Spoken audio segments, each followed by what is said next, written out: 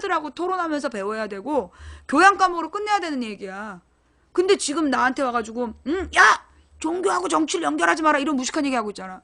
그 이유가 뭐냐면 대학교를 뉴라이트가 장악하고 종교를 뉴라이트가 장악을 해서 종교를 썩게 하고 교육을 썩게 하고 그리고 그들이 누구에게? 재벌에게 순종하라는 것만 가르치는 거야. 이게 모든 문제는 연관되어 있어요. 부처님이 얘기하신 것 중에 모든 게 연관되어 있다는 얘기를 하시잖아. 인연설.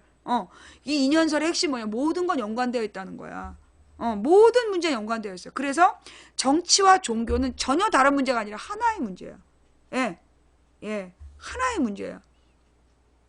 자, 그러면서 종교가 필요 없다라고 얘기하는 사람들이 있어. 그래, 종교가 필요 없이 스스로 하늘을 우러러 한 점 부끄러움이 없다면 종교가 필요 없는 거예요. 예, 어떤 사람이 하늘을 우러러 한 점 부끄러움이 없다면 단 한 번도 누군가의 물건을 뺏지 않고 단 한 번도 누구의 마음을 아프게 한 적이 없고 단 한 번도 윤리적으로 잘못한 점이 없다면 종교를 가질 필요가 없는 거야. 도덕적으로 윤리적으로 자신의 잘못이 없다면 뭐라 그러나 종교를 가질 필요가 없어. 근데 우리 인간이 도덕적으로 윤리적으로 잘못이 없는 사람이 어딨어. 안 그래? 사진 보낸 사람 알았어요. 내가 방송 끝나고 확인해보고 나한테 했던 말에 대해서 책임을 물을 거예요. 자, 그래서 이 종교라는 게 우리의 삶과 밀접한 것이고 종교가 우리의 삶과 밀접한 것이고 이 종교적인 깨달음을 가지고 살지 않으면 인간이 아주 교만해지는 거야. 아니 이 인간이면서 윤리적으로 도덕적으로 완전한 사람 있어요? 종교가 필요 없다는 사람 당신 완전합니까? 당신 완전해요? 당신 가족들이 모두 당신을 존경하고 당신은 누구에게도 나쁜 짓을 한 적이 없고 거짓말 한 번 해본 적이 없고 그래서 모든 사람이 당신을 신처럼 존경하나요? 그러면 종교가 필요 없죠. 뭔 말인지 알아요?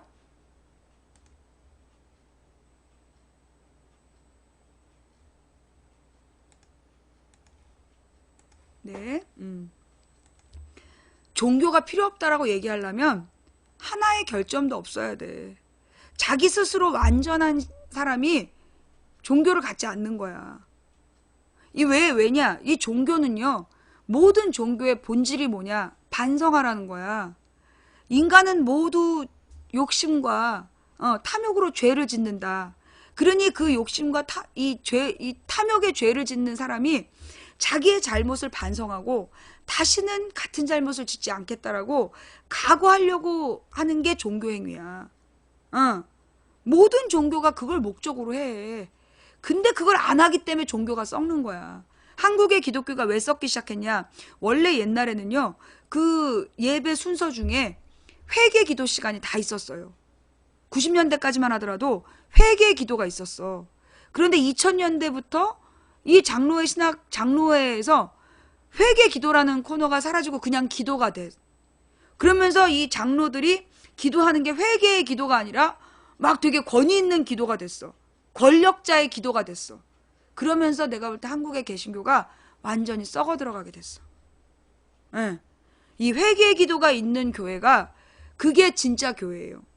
그게 꼭 필요해요. 이 기독교가 회개를 잃어버리면 교회로서 썩어 들어가. 교회가 교회답지 않고 썩어 들어가. 이 왜 회개 기도라는 말이 있으면 그게 이제 원래 장로님이 하는 거야. 장로님이 회개 기도를 한다면 우리 모든 교인들의 잘못을 대신해서 하나님께 비는 거야. 우리의 잘못을 용서해 달라고. 그러니까 장로가 한없이 겸손해지는 거지. 얼마나 많은 교인들이 잘못을 하겠나. 그 모든 잘못들을 하나님께 대신 회개해 달라고 비는 자리이기 때문에 장로가 절대 교만할 수 없었어. 그런데 이 장로들이 장로회에서 권한이 세지면서 뭐하러 회개를 하느냐. 회개 기도를 바꾸고 그냥 기도로 해라. 그런 다음부터 장로들이 목사의 목줄을 쥐고 정치를 비판하는 목사들은 내쫓고 그리고 부자를 비판하는 목사들 내쫓고 그렇게 된 거야. 그 과정이 그래. 그래서 지금 한국의 개신교가 숫자는 많은데 한국의 개신교 신자들 중에 자살하는 사람이 되게 많아요. 근데 한국의 개신교 신자들은 교인들이 자살을 하면 천국에 못 간다. 죄인이다. 이러면서 책임을 안 져. 그 교회 교인이 자살을 했다면 그건 목사가 책임져야 돼요. 얼마나 그 영혼이 갈급했으면 괴로웠으면 자살을 했겠어. 이건 교회가 책임져야 되는 거야. 그 사람이 죄를 지었으니까 지옥 간다라고 얘기하면 안 되고 우리 교회에 자살할 사람이 없도록 그들의 영혼을 돌보는 게 교회의 역할이야. 그러지 않기 때문에 지금 한국의 교회가 썩어 들어가는 거예요. 한국의 무신론자들을 무시하고 너 그들은 회개하지 못한다고 비난하는 건 아유 그래 꺼져. 너 엄마 거 아빠 거 다 갖고 와서 지랄하는 거지? 자, 너 나중에 저기 다시 보기로 네가 나한테 막말한 거 있으면 고소할 거야. 네. 그리고 이제 막 교회를 세습하고 지랄 연병들을 하고 있기 때문에 그래서 교회에 은혜가 없어. 교회에 은혜가 없고 그 교회가 썩다 보니까 한국의 정치가 썩는 거야. 정치적인 비판자가 없기 때문에. 그래서 결국은 우리 국민들이 이 종교를 멀리하고 종교가 있으나 없으나 똑같다. 여당이나 야당이나 똑같다 하듯이 종교가 있으나 없으나 똑같다. 우리 사장님 장로다. 사장님 나빠요. 월급 안 줘요. 그러니 어떻게 영혼을 구원하겠어. 죄 사장님은 장로야. 근데 11조는 꼬박꼬박 내면서 저기 직원들 월급은 안 줘. 사장님 나빠요. 사장님 장로예요. 그러면서 이슬람교회 다니는 이슬람 출신의 동네 에서 온 저 노동자들을 교회 다니라고 강요하고, 그래놓고 노동자들한테 월급 띄어먹고. 그게 영혼이 구원이 되겠어? 그래가지고? 자, 종교 얘기로 다시 빠졌는데요. 자, 본질로 돌아가서. 그래서 민주주의는 현대 개신교 운동하고 같이 나온 거예요. 예. 현대 개신교 운동에서 천부 인권 사상, 다른 말로 자유와 평등에서 나온 거야. 그런데 지금 여러분들은 자유와 평등에 대해서 얼만큼 생각하십니까? 여러분 소위 민주주의자라고 얘기하면서 성대결 구도로 된장녀라고 혹시 욕해 본 적 있어요? 그러면 당신은 평등 사상이 없는 거예요. 저 남자애들 무식하다고 그 남자를 뭐라고 부르나? 쩍벌남 그러면서 욕했나요? 당신은 민주주의자가 아니야. 또 당신이 민주주의자라면서 노인들한테 투표권 뺏어야 된다 그런 말 썼나요? 당신 민주주의자 아니야. 젊은 것들이 일은 안 하고 눈만 높아서 어쩐다 이러면서 청년들을 비하했나요? 그거 당신들 민주주의자 아니야. 민주주의자는 기본적으로 어떻게 해야 돼? 차이를 인정하고 그 상대방을 존중해주는 인권을 존중해주는 것에서 시작되는 거예요. 그럼 왜 망치는 그러면 무신론자하고 그 종교인을 차별했냐고. 내가 언제 차별했어? 내가 무신론자들더러 당신이 무신론자 하려면 완전한 인간이 되라. 그게 왜 차별이야? 종교인들은 자기네들이 완전하지 않은 걸 인정해서 종교 밑에 들어가서 회개하고 반성하는 자들이고, 무신론자들은 자신이 완전하다고 자신할 수 있으면 종교를 안 가져도 된다 라고 얘기한 거지. 꼭 말귀를 못 알아듣는 것들이 댓글 붙었어요. 도배질만 하면서. 자, 그래서요. 이 인권의식이 없으면, 아니 여러분 생각해봐. 문재인 지지자들이 그동안 문재인을 비판했다고 박원순한테 했던 말, 그게 민주주의자의 자세냐고. 박원순한테 그 문재인 지지자들이 쌍욕했던 거, 나한테 망상병 걸렸다로 쌍욕했던 거, 그게 민주주의의 자세야? 그 문재인 지지자들이 문재인한테 누가 조그만 한마디만 하면 득달같이 달려들어갖고 개잡듯 잡아댄 거. 그래서 그 문재인 지지자들한테 악플 달렸던 사람들이 문재인을 안 찍겠다는 거야. 결국 문재인의 악플러들이 문재인을 고립시켰어. 응?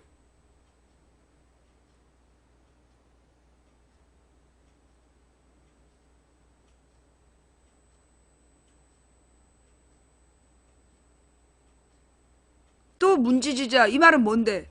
내가 문재인 지지자들을 비판한다고 그게 불만이야? 그럼 나가. 꺼져. 음. 자, 답은 있어요. 예. 난 2012년에도 답을 이야기했고 2016년에도 답을 이야기했어.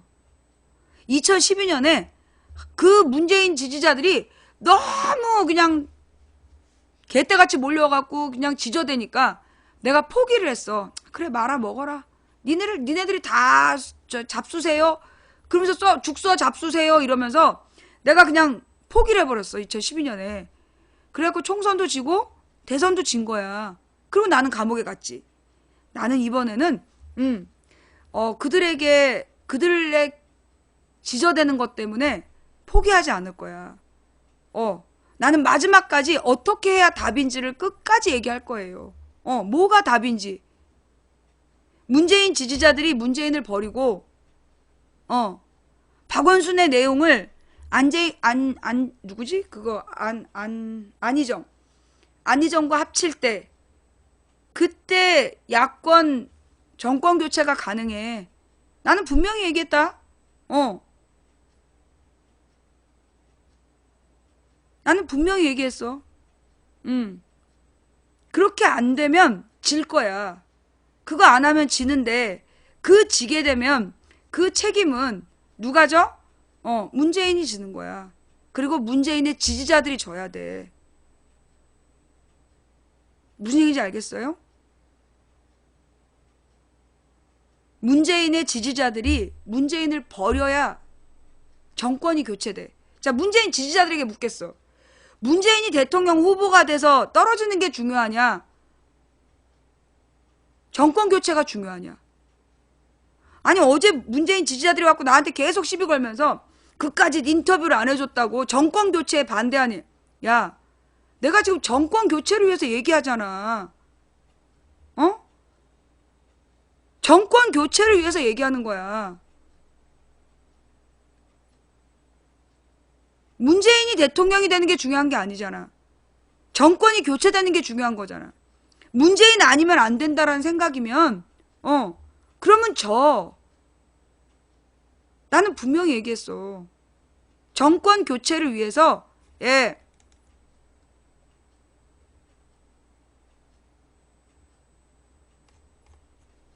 정권 교체를 위해서 지금은 문재인, 박원순, 안희정 지지자들이 지혜를 하나로 모아야 되는 거야. 그리고 중요한 건 스스로 자신들의 단점을 인정해야 돼. 박원순은 조직이 없다라고 인정해야 되고 문재인에게는 용기가 없다라는 걸 인정을 해야 되고 그리고 안희정에게는 자기가 내용이 없다라는 걸 인정을 해야 되고 그래서 도움을 받아서 새로운 시대를 열겠다. 그런 자세로 가야 된다고. 그 세 지지자들이 하나로 합치지 못하면 결국은 야권이 승리를 못해요. 예.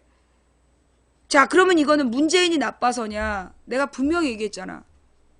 문재인이 나쁜 사람이 아니라고. 문재인은 음흉한 사람도 아니고 나쁜 사람도 아니야. 교만한 사람도 아니야. 다만 문재인의 문제는 뭐냐? 문재인을 둘러싸고 있는, 문재인을 팔아서 자기 밥그릇을 챙기려는 자들이 너무나 드세기 때문에 문재인이 계속 간다면 결국 그들이 권력을 잡겠다는 거고 그들이 권력을 잡는 걸 못 보겠다는 사람들이 정권 교체를 실패하게 할 수도 있다는 거야. 무슨 얘기인지 알겠어요? 자, 망치 부인이 지금 한 얘기에 대해서 반론이 있으면 한번 해보세요. 예. 지금 망치 부인이 주장한 내용에 대해서 반론이 있으면 지금 010-2294-2016으로 문자를 한번 보내보세요.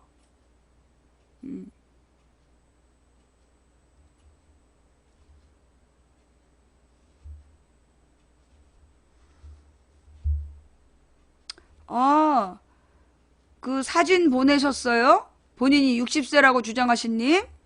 네. 60세 맞네요? 주민번호까지 다 보내셨고, 예.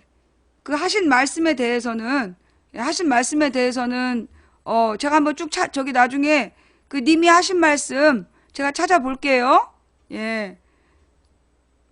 네가 60세면, 미안해요. 예. 본인이 60세라는 걸 제가 믿을 수가 없잖아요. 그 신분증을 보내기 전에는, 예, 60세라는 걸 믿을 수가 없어서, 예. 근데, 60세인데 뭐요? 60세인데 뭐요? 나이를 60이나 드시고 지금 저한테 뭐가 불만이신 건데요? 나이가 60 정도 되셨으면 제가 하는 말을 똑바로 알아들으셔야죠. 그죠? 예. 그 사진을 당당히 보내시고 지금 뭘 얘기하고 싶으신 건데요? 내가 말을 함부로 한다고요? 내가 언제는 말 함부로 안 했어요? 내가 박원순한테 말 함부로 하고 박근혜한테 말 함부로 할 때 가만히 있다가 문재인한테 말 함부로 하면 안 되는 거예요? 예. 세월호 참사와 가습기 살균제 피해자들의 기도합니다. 자, 기도해 주신 님 감사드리고요. 예. 음. 손석희 선생님이 방송에 출연을 왜 안 하시나요? 바쁘시지요. 우리가 일정을 맞출 수가 없어서예요. 예. 음.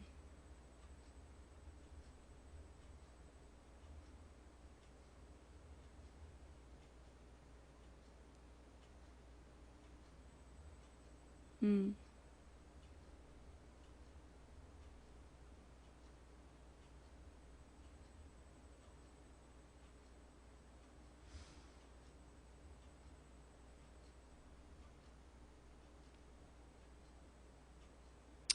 그 뭐 생방송으로 예. 그 저기 뭐야 문재인 인터뷰를 요청하셨던 님이 미안하다고. 예.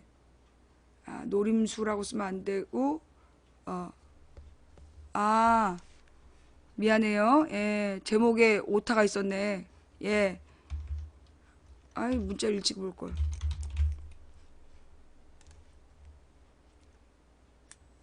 그다음에 우리 아빠가 전남인데 문재인은 죽어도 안 뽑고 차라리 안철수 뽑는데요. 문재인이 양보를 모른다고.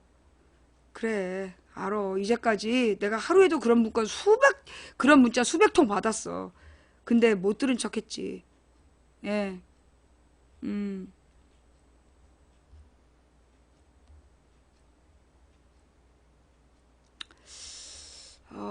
자, 지금 저기 망치 부인의 주장에 반론 있으신 문자를 보내세요. 제가 전화는 모두 차단해놨기 때문에 제가 이 방송이 끝나면 저한테 전화를 돌리신 분들을 전부 다 그 또 차단을 합니다. 전화를 하지 마시고 문자로 반론해 주세요. 12차 광화문 집회 방송 잘 봤습니다. 요즘 문재인 캠프에서는 대선 후보 지지율에서 문 후보가 독주한다는 사실에 너무 안도하고 있는 듯해서 안타깝습니다. 특히 참모들과 문캠프 사람들의 안일한 자세는 실망스럽게 느껴지기까지 합니다. 망치 부인님의 말씀대로 문재인은 괜찮은데 문재인 캠프 사람들이 문재인 것 같아요. 현재 여론조사만 믿고 캠프 사람들이 다들 붕 떠 있는 것 같아요. 만약 이번에 정권 교체에 실패하면 그건 전적으로 문캠프 사람들 때문이라 생각합니다. 물론 이번에 문재인 후보가 대통령이 되기를 바라는 마음입니다. 그렇게 해서 이번에 잘못된 과거를 청산하고 대한민국을 재도약할 수 있는 반석 위에 올려놓고 그 후에 안희정 지사가 중임제로 8년 연임되었으면 합니다. 그때 망치 부인님도 등용되어 우리나라를 위해 재능과 열정을 바쳐 헌신할 수 있는 날이 오기를 간절히 바랍니다. 그때까지 망치 부인님 지금까지 전무후무한 방송을 하시는 거예요. 앞으로 시청자가 좀 더 많아지면 충분히 가능하다고 생각합니다. 팬들의 정성을 모아 방송 차량 모금도 가능해요. 라고 하셨는데요. 예. 이래서 안 된다고요. 문재인으로는 적폐 청산을 못 한다고요.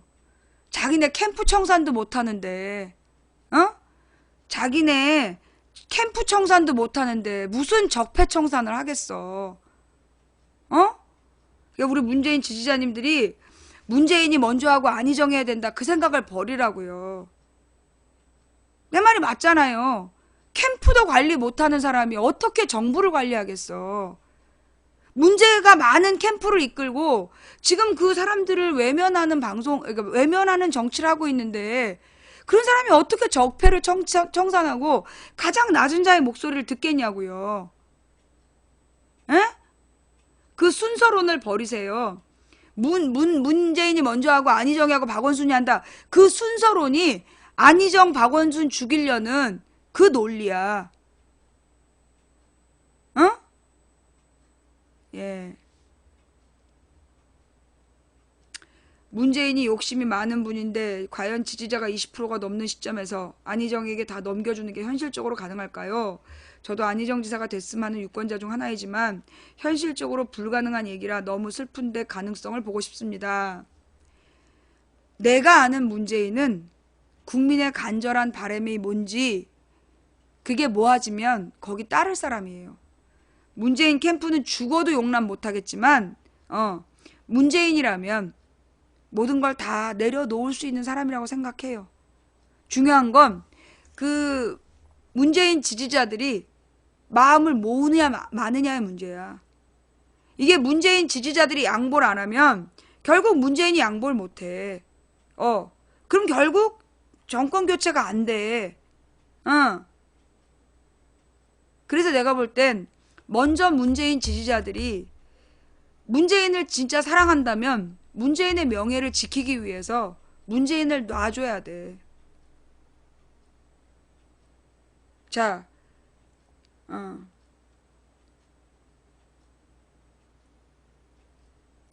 아까 뭐 문재인이 양보를 모른다고 죽어도 안 뽑겠다고 하면서 안철수 뽑으신다는 분이 저랑 동생이 서울 대전 사는데 안희정을 말했더니 반발 안 하고 가만히 계셨는데 맞는 말이세요. 예. 와, 저 얘기를 말씀해 주셨어요. 저 블랙이에요. 그 당시 방송 처음 보고 손들라고 해서 반대 입장이라는 의미로 발을 들어서 망치님 제발 2달 됐습니다. 풀어주세요. 아니 이 틈에 지금 블랙 풀어달라고. 예, 그 블랙은 아프리카로 쪽지를 보내야 돼. 저 호남 사는데 주위에서 문재인 뽑을 바에는 반기문 뽑는다고 합니다. 반기문도 싫지만 문재인은 더 싫습니다. 문재인 주위에서 권력 욕을 안 놓을 것 같습니다. 지금 문재인 안 찍겠다는 사람들의 마음이 뭐냐 하면 소위 그 문재인 지지자들이 미는 사람한테 다 진 사람들 쪽이야. 지난 15년 지방선거에서 그 호남은 똘똘 뭉쳐 박지원을 밀었단 말이야. 근데 거기서 졌지. 그지? 그 다음에 서울 수도권에서도 문재인 싫다는 사람들은 가령 이제 그 무슨 시당 후보라든가 뭐 지역당 이런 무슨 위원회 나갔다가 떨어진 사람들, 그런 사람들이 그 반 문재인의 마음이야. 내가 그랬잖아. 선거에서 이기면 그런 자질구레한 선거에서 이기면 큰 선거에서 안 된다고 내가 얘기했지. 그지? 내가 그 야권끼리 당내 경선하면 안 되고 둘 중에 하나가 양보해야 되는 거고, 그 자잘한 선거에서 이기면 큰 선거에 안 된다. 당대표 할 필요 없다. 그런데 기어이 당대표 나가서 호남 사람들을 적으로 돌렸잖아. 그때 그 박지원의 그 조직을 맡았던 사람들이 철저히 반문재인으로 움직이는 거야. 그 사람들은 선거운동 수십 년 한 사람들이야. 그 사람들이 움직이기 때문에 그 네트워크를 움직이는 그 능력을 무엇보다 경상도에서가는 이제 우리나라 인구 비율이요. 물론 이것도 몇 년 전이야. 한 4, 5년 전 비율인데 서울 수도권이 2,500만이야. 서울 수도권이 2,500만이고 그 다음에 수도권에 그 서울은 이미 이제 경상도 출신이 많아졌고 경기도는 호남 출신이 좀 많아졌어. 경기도는 호남 출신이 좀 많긴 많은데 아니야. 그러니까 호남, 경기도, 경상도 출신이 비슷비슷해. 그리고 충청도 출신은 호남, 경상도보단 좀 적지만 꽤 있고, 뭐 강원도 출신이 또 일부고, 그러니까 결국 그 지역의 인구에 비례하는데 호남은 현재 인구보다 많은 사람들이 그 수도권으로 이주를 했었어요. 특히 인천 쪽에 그 호남 출신들이 되게 많아. 그 다음에 그러니까 그 수도권은 서울, 인천, 경기 여기 2,500만 합쳐서. 그 다음에 경상북도, 남도, 울산, 부산, 마산, 창원 뭐 이런 데에 1,800만이야. 예. 그래서 그 경상도 인구가 1800만, 그 다음에 수도권 인구가 2500만, 그래서 둘을 합치면 3800만. 그게 언제였냐면 4800만일 때야. 아니야 5000만일 때구나. 그래서 서울 수도권 경기하고 그 영남, 경상북도, 경상남도, 대구, 뭐 울산, 저기 창원, 마산, 부산이 합치면 여기가 1800만인가 1300만인가 1300만 1300만. 그래서 2500 1300 합쳐서 3800만. 자, 그러면 자, 이 경상도가 전체적으로 다 모두가 문재인을 뽑는다면, 그리고 서울 수도권에서 절반이 문재인을 뽑는다면 문재인이 이길 수도 있어요. 경상도 분들 잘 생각해서 경상도 1300만, 그 다음에 수도권에서 절반, 그 다음에 호남에서 절반, 니 문재인을 민다면 문재인이 당선될 가능성이 있어요. 네. 그런데 경상도에 제가 볼 때는 지금 60% 가까이가 문재인을 그러니까 박원순은 누구지? 반기문으로 정리될 가능성이 크죠. 그죠? 그러면 경상도에서 40% 정도를 문재인이 먹을 수 있어요. 예. 경상도에서 40% 정도를 문재인이 먹을 수 있다. 예. 그래서 내가 지금 이 부분에서 궁금한 건 경상도에서 그 안희정과 문재인 중에 어느 쪽이 야권 단일 후보가 되는 게 더 좋다고 생각하는지, 경상도 쪽의 그 여론이 궁금해. 지금 경상도는 안희정을 완전히 무시하고 모른 척해. 그래서 문재인하고 반기문이면 반기문 찍겠다야. 그죠? 예. 그러니까 경상도에서 반기문을 욕한다고요? 아닌 것 같은데. 예. 지금 경상도에서 새누리당 지지층이 무섭게 반기문으로 결속하고 있어요. 결집하고 있어요. 예.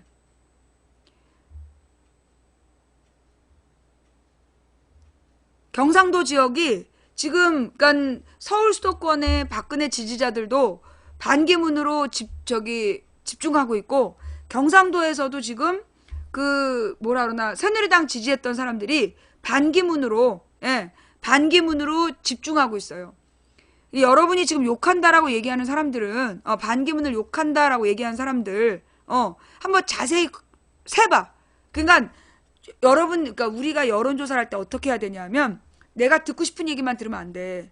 여러분의 내 전화번호에 있는 사람이 100명이다. 또는 50명이다, 20명이다. 그 사람들한테 똑같은 질문을 문자로 보내. 그래서 답변을 보내온 사람들을 가지고 퍼센테이지를 따지는 거야. 그렇게 해야지 내가 듣고 싶은 내용만 들으면 여론을 알 수 없어. 내가 왜 선거 때 가장 정확하게 민심을 읽었느냐 하면 아침마다 사람들의 눈빛을 보면 그 사람이 누구를 지지한지를 알아. 내가 이제 그 딱 선거 때 사람들의 눈빛을 보면 선거운동을 하면서 하루에 수만 명을 봐. 수만 명을 마주 보는데 그 사람들의 눈빛을 딱 세보면 이 사람이 어느 당을 지지하는지 알겠구나가 딱 감이 나와. 그러면 나는 그래서 한 번도 당락을 틀린 적이 없어. 우리 동네에서 당락을 틀린 적이 없어. 그게 결국은 뭐냐면 내가 듣고 싶은 거 나랑 같은 편 말만 들으면 안 돼.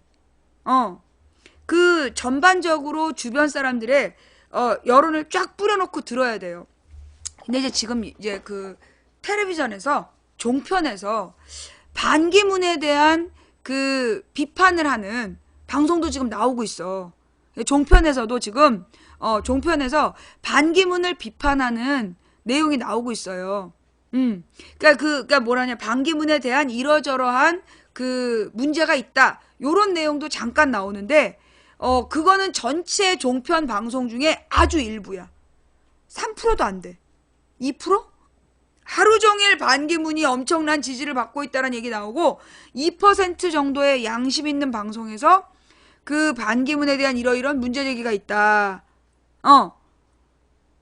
그런 게 나와요. 예. 그래서 실제로는 그 종편을 보는 사람들이 반기문 대세론, 반기문 대세론으로 지금 기울고 있어.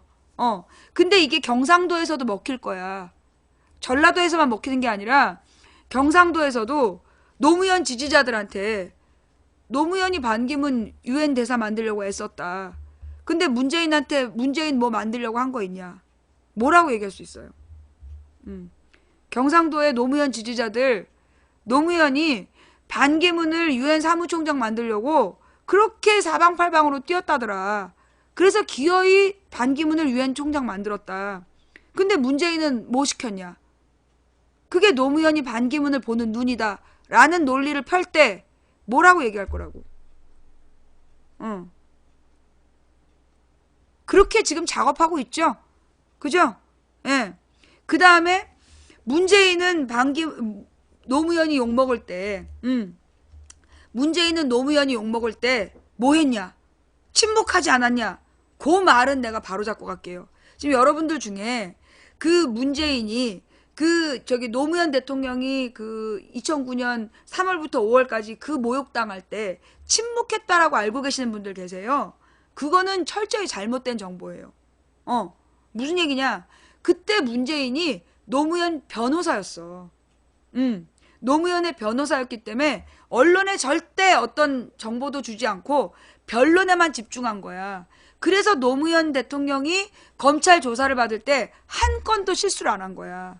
그래서 노무현 대통령을 치지 못하니까 권양숙 여사를 불러다 열몇 시간 조져가지고 논두렁 시계 얘기를 끌어낸 거야. 그래서 논두렁에 노다지 캐러 가자 그랬던 거예요. 그래서 문재인은 그때 변호인이었기 때문에 아무 말 못한 거지. 한마디로 최전선에서 노무현을 지켰던 거야. 그러니까 노무현이 모욕당할 때 문재인이 아무것도 안 했다라고 얘기하는 건 국정원이에요. 개새끼들이야. 그런 얘기가 그러니까 국정원이 하는 말에 덩다리가 되는 거야. 그 국정원 개새끼들이 하는 말에 덩다리 짓이 되는 거니까 그런 말은 인정하시면 안 돼요. 뭔 말인지 알았죠? 예. 그래서 문재인이 노무현의 죽을 때 침묵한 거 그거는 진짜 개소리야. 또 하나 안 지사가 재벌들한테 돈 받아 처먹었다라고 얘기한 놈들도 국정원 개새끼들이야. 국정원 개새끼들이 얘기한 거에 덩다리가 되는 거예요. 왜냐? 안희정이 재벌한테 돈 받은 건 자기가 받은 게 아니야. 노무현 대통령 대선 자금으로 받은 거야. 그리고 그 재벌들한테 돈 받아서 대선 치르고 그 책임을 지고 감옥 간 거야. 분명히 알아둬야 돼. 지금 문재인 지지자들이 안희정에 대해서 두 가지를 지금 퍼뜨리고 있어. 재벌한테 돈 받았다는데요. 돈 받아 먹었다는데요. 그 얘기하고 사드 배치 입장.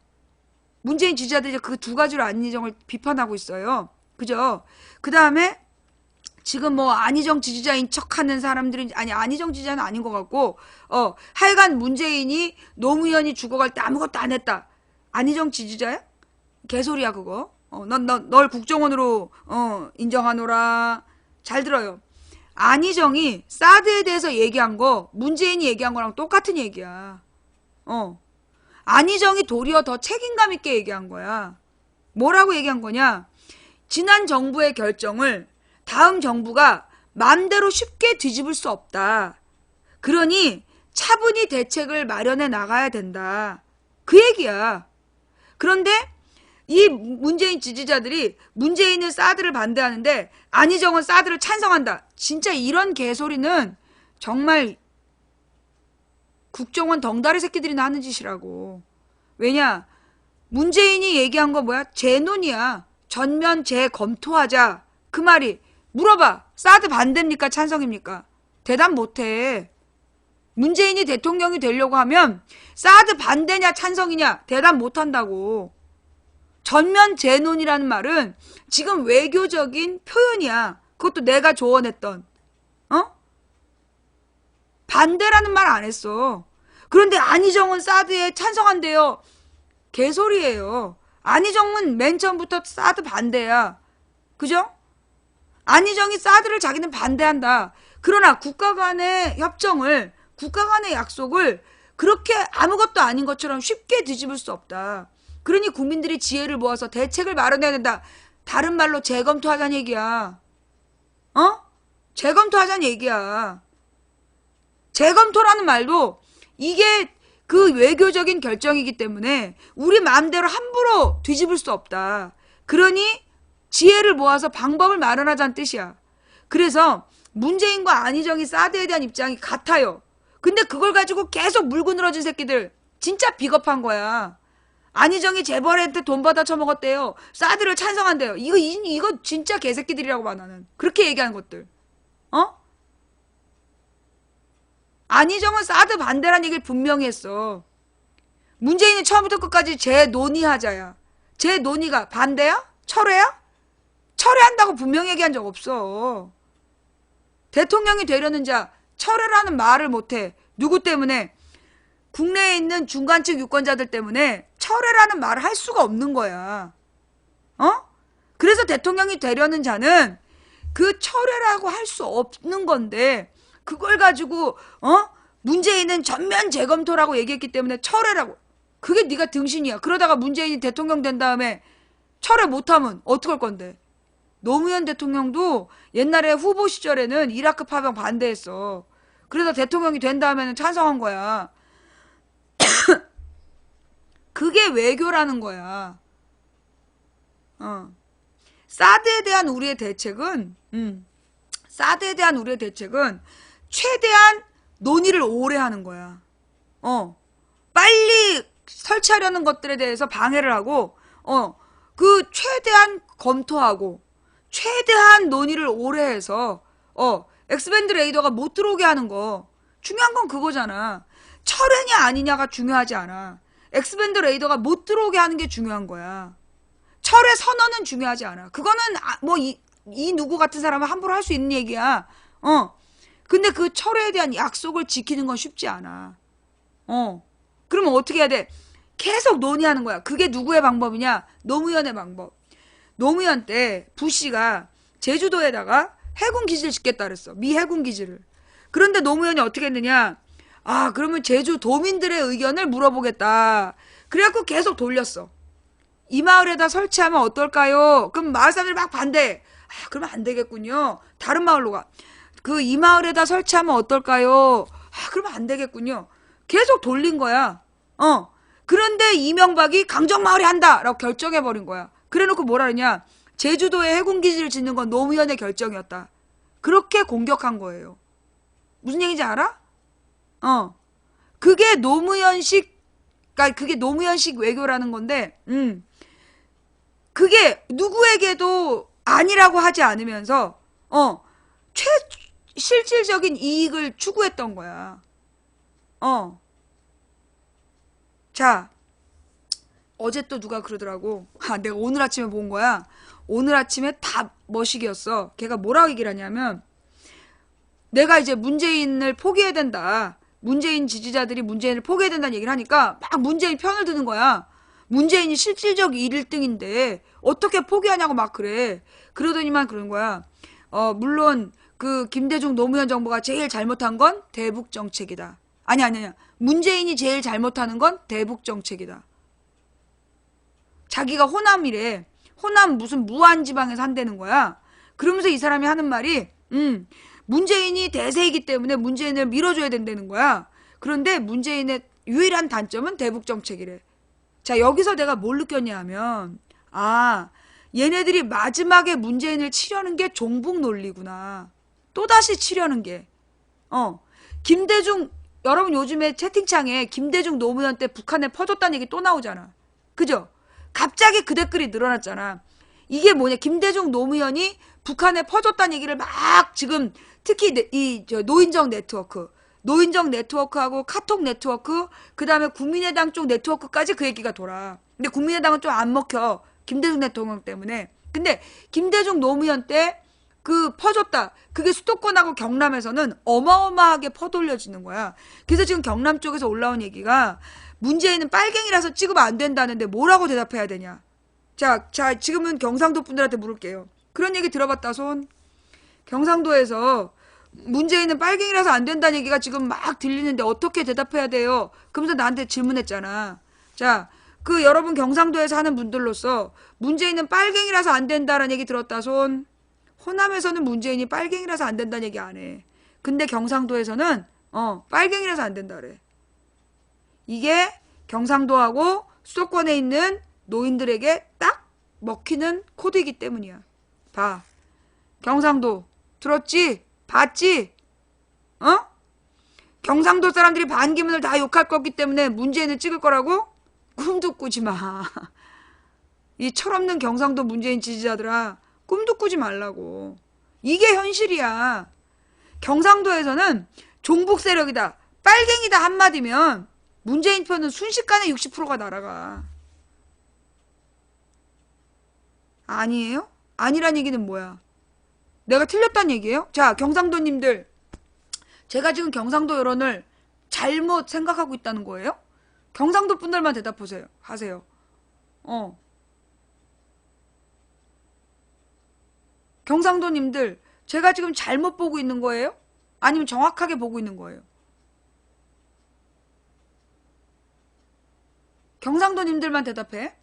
망치가 지금 정확하게 보고 있다, 손? 망치가 경상도 정서를 지금 정확하게 보고 있다, 손.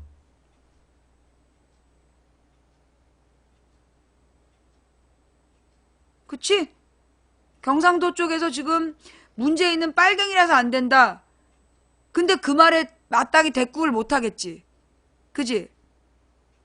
경상도에서는 두 가지로 나갈 거야. 자, 호남에서는 노무현이 반기문을 만들었다 하고, 그 다음에 정계 은퇴론 책임져라, 요걸로 나갈 것 같고, 그 다음에 영남에서는 노무현이 반기문을 유엔 사무총장 시켰다, 근데 문재인한테 아무것도 안 시켰다, 그 얘기 하나 하고, 그 다음에 요 빨갱이론으로 밀고 나갈 거야. 아니 그러면 그러면 경상도에서 안희정은 먹히겠어요?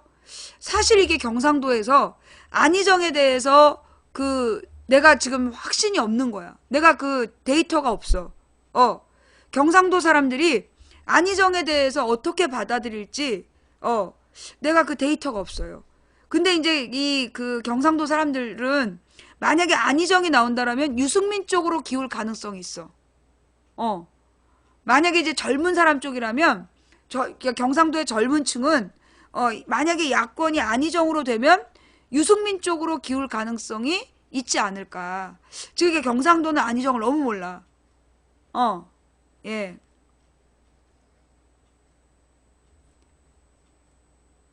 안희정이 누군지를 몰라, 경상도는. 네. 응. 근데 아는 사람들끼리는 안희정에 대한 평이 좋은데, 예. 그리고 이제 보통 노인분들이 안희정에 대해서는 젊은 사람이니까 한번 해봐야지, 그런 마음이야. 그러니까는 전국의 공통된 노인들의 정서가, 박근혜를 찍었던 공통된 노인분들이 안희정을 가장 젊고 세대 교체할 수 있는 후보라고 봐. 무엇보다 충청도에서 얘가 두 번이나 지사가 됐다면 빨갱이는 아니겠지, 그런 게 있고, 그리고 그 새로운 세대라고 기대감을 가지고 안희정을 바라봐. 예. 그게 지금 이제 안희정의 장점인데, 근데 이제 단점이 뭐냐면, 안희정이 후보가 되면 어떤 식의 공격이 예상되느냐. 친노끼리 다 해먹었다. 친노 패권주의. 그러니까 안희정이 만약에 후보가 되면 친노 패권주의라고 비난을 할 수 있다. 그래서 그 친노 패권주의라는 프레임에 갇히지 않으려면 문재인이 안희정을 꼭 집어서 주면 안 돼. 문재인이 안희정을 꼭 집어서 네가 내 걸 받아라 하면 안 되고, 그래서 그냥 문재인은 사퇴를 하고 박원순, 안희정이 경쟁을 해서 둘 중에 이기는 사람이 갖는 구도로 가야 된다. 안희정이 왜 친노?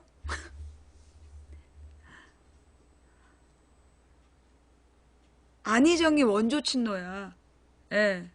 안희정이 원조 친노. 노무현이 정치를 시작했을 때부터 같이 했던 친노 세력이에요. 예. 그래서 안희정이 원조 친노야. 예. 지금 뭐 문재인 옆에 있는 껄떡대는 사람들보다 더 노무현과 오래 있었고, 더 오래 노무현을 챙겼던 사람이 안희정이에요. 그래서 안희정이 진짜 친노. 그리고 지금 문재인 주변에 얼마 안 돼서 껄떡댄 애들이, 저기, 무늬만 친노. 예, 예. 그래서 이 안희정을 뭐 친노끼리 다 해먹는다라는 프레임으로 가둘 수가 있어. 근데 사실 그 프레임이 경남에서는 나쁘지 않아. 어. 경남에서는 안희정이 친노라는 게 나쁜 코드가 아니다. 예.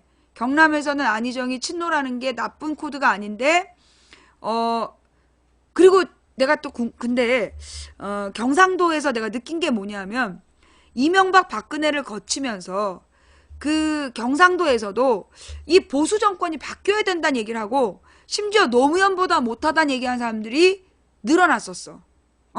옛날에 그 노무현을 욕했던 사람들, 경상도에서 노무현 때는 노무현을 막 같이 욕했는데 이명박 박근혜가 지랄 연병을 한 다음에 노무현보다 못한 것들이다. 이명박 박근혜가 노무현보다 못한 것들이다 라고 경상도 사람들은 생각해. 그리고 무엇보다 이 경상도 사람들은 그 실리주의야. 실리주의. 그래서 자기네들이 그 권력자가 될 사람들을 선택하는 그런 면이 있어. 그래서 이 뭐라나 경상도에서는 유승민 쪽으로 쏠리는 사람들이 좀 많을 것 같고, 그리고 이 안희정 표가 많이 안 나온다 하더라도 적어도 한 40% 정도까지는 안희정이 확보하지 않을까. 그러니까 그 숫자는 문재인이 얻는 수나 안희정이 얻는 수나 비슷할 것 같다. 예. 아니에요? 제가 그 경상도 지역에서 한 안희정이나 문재인이 난 똑같이 40%까지는 얻을 수 있다라고 보는데 경남은 잘 모르는데요. 경북은 유승민에 대한 기대가 커요. 예. 유승민을 되게 무시하는데 경북의 젊은 세력은 유승민을 키워보자 그런 마음이 있어. 분명히. 예. 40%보다는 적을 거다. 그런데 대선 후보가 되면 야권 후보가 되면 그 경상남도 쪽에서는 그러니까 뭐 울산 마산 요쪽에서는 40%까지 나오지 않을까? 야권 단일 후보표로 이 경남의 대도시에서는 40% 정도까지 나오지 않을까요?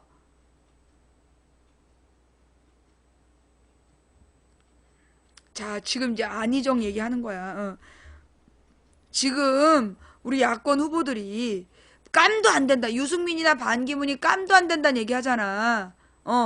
근데 그렇게 다가가면 선거 져요. 12년에 왜 졌는지 알아? 12년에 왜 졌는지 알아? 야권 지지자들이 교만 방자해가지고 이명박이 개짓거리를 했기 때문에 당연히 야권표를 찍을 거다. 그렇게 교만 방자해가지고 진 거야. 지금 저 다른 후보를 찍는 사람들의 마음을 잘 읽을 줄 알아야 돼. 그 빈틈을 노려야 되는 거야. 무슨 얘기인지 알아요? 지금 우리 이 야권 지지층의 문제가 뭐냐면, 종편을 너무 무시해. 종편을 굉장히 무시하고, 새누리당을 되게 우습게 알아. 그래서 이 새누리당 까이 것들은, 뭐, 아무것도 아니다라고 생각해. 그래서 망하는 거야. 그래서 망하는 거야. 여러분, 새누리당은요, 이름을 바꿔서 120년 동안 정치를 했던 애들이야. 이 나라 실권을 김대중 노무현 때도 놓지 않았던 애들이야. 그걸 기억해야 돼. 새누리당 애들은 지난 120년 동안, 정권을 놓지 않았던 애들이야. 이름을 바꿔가면서. 김대중 노무현 때도 그 법조계, 언론계, 재계, 그 종교계, 그들이 다 잡고 있었어. 실권은 그들이 가지고 있었어. 김대중 노무현이 대통령이었지만 그들이 뭘 잘했는지, 그들이 무엇을 잘했는지 역사적으로 남기지 못한 이유가 그거야. 그들이 우리나라의 실세야. 그 실세들이 내가 그랬잖아. 걔네는 텔레비전 앞에서 개질한다. 임명진 서청원이 기자들 앞에서는 막 서로 죽고 난리 발광을 치지만 아마 뒤로는 집에 가서 사우나하고 술 한잔 할걸?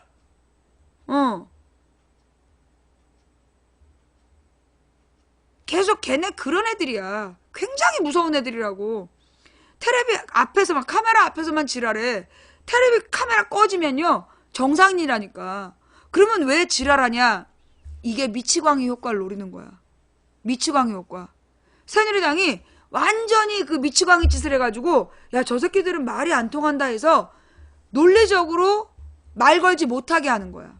반면에 야권은 너무나 정직해서 전부 다 논리적으로 풀으려고 그래. 대화로 하려고 그래. 그러니까 개지랄을 떠는 거야. 이 구역의 미친놈은 나다. 그 전술로 그걸 김정은이 쓰고 있는 거야. 김정은이 쓰고 있고 새누리당이 쓰고 있고 트럼프가 쓴 거야. 트럼프가 공부를 꽤 잘했다면서. 아니야. 트럼프가 그렇게 공부를 못한 게 아니래. 트럼프가 IQ도 좋대. 그런데 이 구역의 미친놈은 나다 전술로 지금 대통령이 된 거야. 아예 그 CNN 대답도 못하게 하잖아. 질문도 못하게 지랄하잖아. 이 구역의 미친놈은 나다 전술이야 그게. 근데 그게 유럽의 지도자들도 같은 방법을 쓴 거야. 이 구역의 미친놈은 나다. 저기 뭐 에르도안, 뭐 두테르테, 푸틴 다 똑같은 거야. 에르도안, 두테르테, 푸틴, 뭐 트럼프, 영국의 보수골통, 프랑스의 보수골통 다 똑같은 거야. 이 구역의 미친년 놈은 나다. 내 말 들어라. 그러면 이게 또 사람의 우리 인간에게 뭐가 있느냐? 우리 인간의 본질적 문제야. 이 존재적 문제야. 아베도 그렇고. 뭐냐면 미친놈이 지랄하면 위축돼요. 미친놈이 막 지랄을 해버리잖아. 그러면 일반적인 국민들은 공포심을 느껴. 80% 이상이. 80% 이상의 국민이 막 그 미친 짓을 하잖아. 그러면 급순종하게 돼. 히틀러에게 독일 국민들이 그랬고, 박정희 시대 때 우리 국민들이 그랬고, 지금 아베나, 저 두테르테, 에르도안 다 마찬가지야. 프랑스의 이탈리아의 배총리, 프랑스의 사르코지, 이 미친놈이 미친 짓을 하잖아. 프랑스만 약간 좀 달랐던 것 같아. 근데 지금은 이제 극우파가 극성을 하고 있는데, 좌우지간 그 이 구역의 미친놈은 나다 전술이 그게 공포 정치야.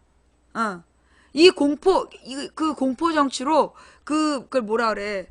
스톡홀름 증후군을 만들어내는 거야. 까불면 죽여버리겠어.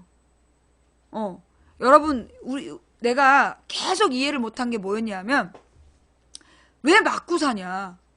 나는 여자들이 남자들한테 맞고 사는 게 이해가 안 됐어. 아니, 찔러 죽여버리든가. 아예 찔러서 죽여버리고, 시커 두들겨 맞은 다음에 칼로 찔러 죽여가지고, 그래서 정당방위를 주장하지. 그걸 왜 맞고 살아? 난 이런 생각을 했었어. 그런데 내가 나중에 이제 그 심리에 대한 공부를 이렇게 하다 보니까 그거였구나. 완전히 이 미친놈이 미친 짓을 하면 심리적으로 위축이 돼가지고 어떤 것도 하려고 하지 않는다는 거야. 그냥 그 맞으면서 빨리 끝나길 바란대. 빨리 화가 풀려서 그만 때려야지 싶을 때까지 맞는다는 거야. 그래서 맞아 죽는다는 거야.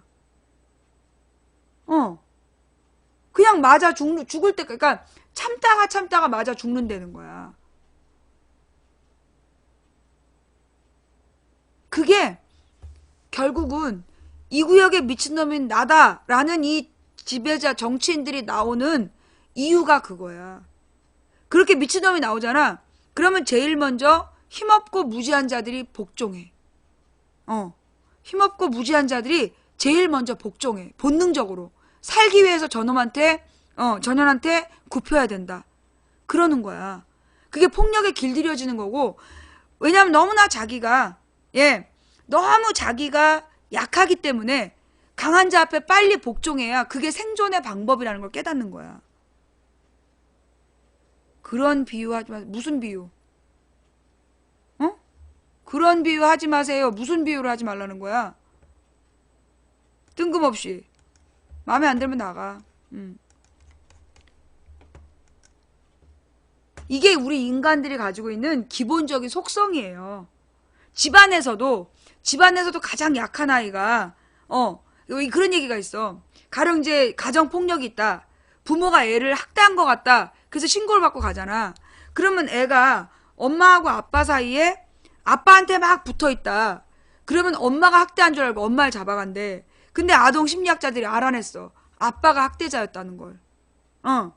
그게 아이가요. 자기를 학대한 게 아빠지만 만약 아빠를 그때 비난하면 아빠한테 또 맞을까봐 그래서 이 아이가 아빠한테 붙는다는 거야. 그거 서양 심리학에 나와. 심리학 사례로 나와. 아이들이 그런다는 거야. 이게 뭐냐? 가장 약한 존재.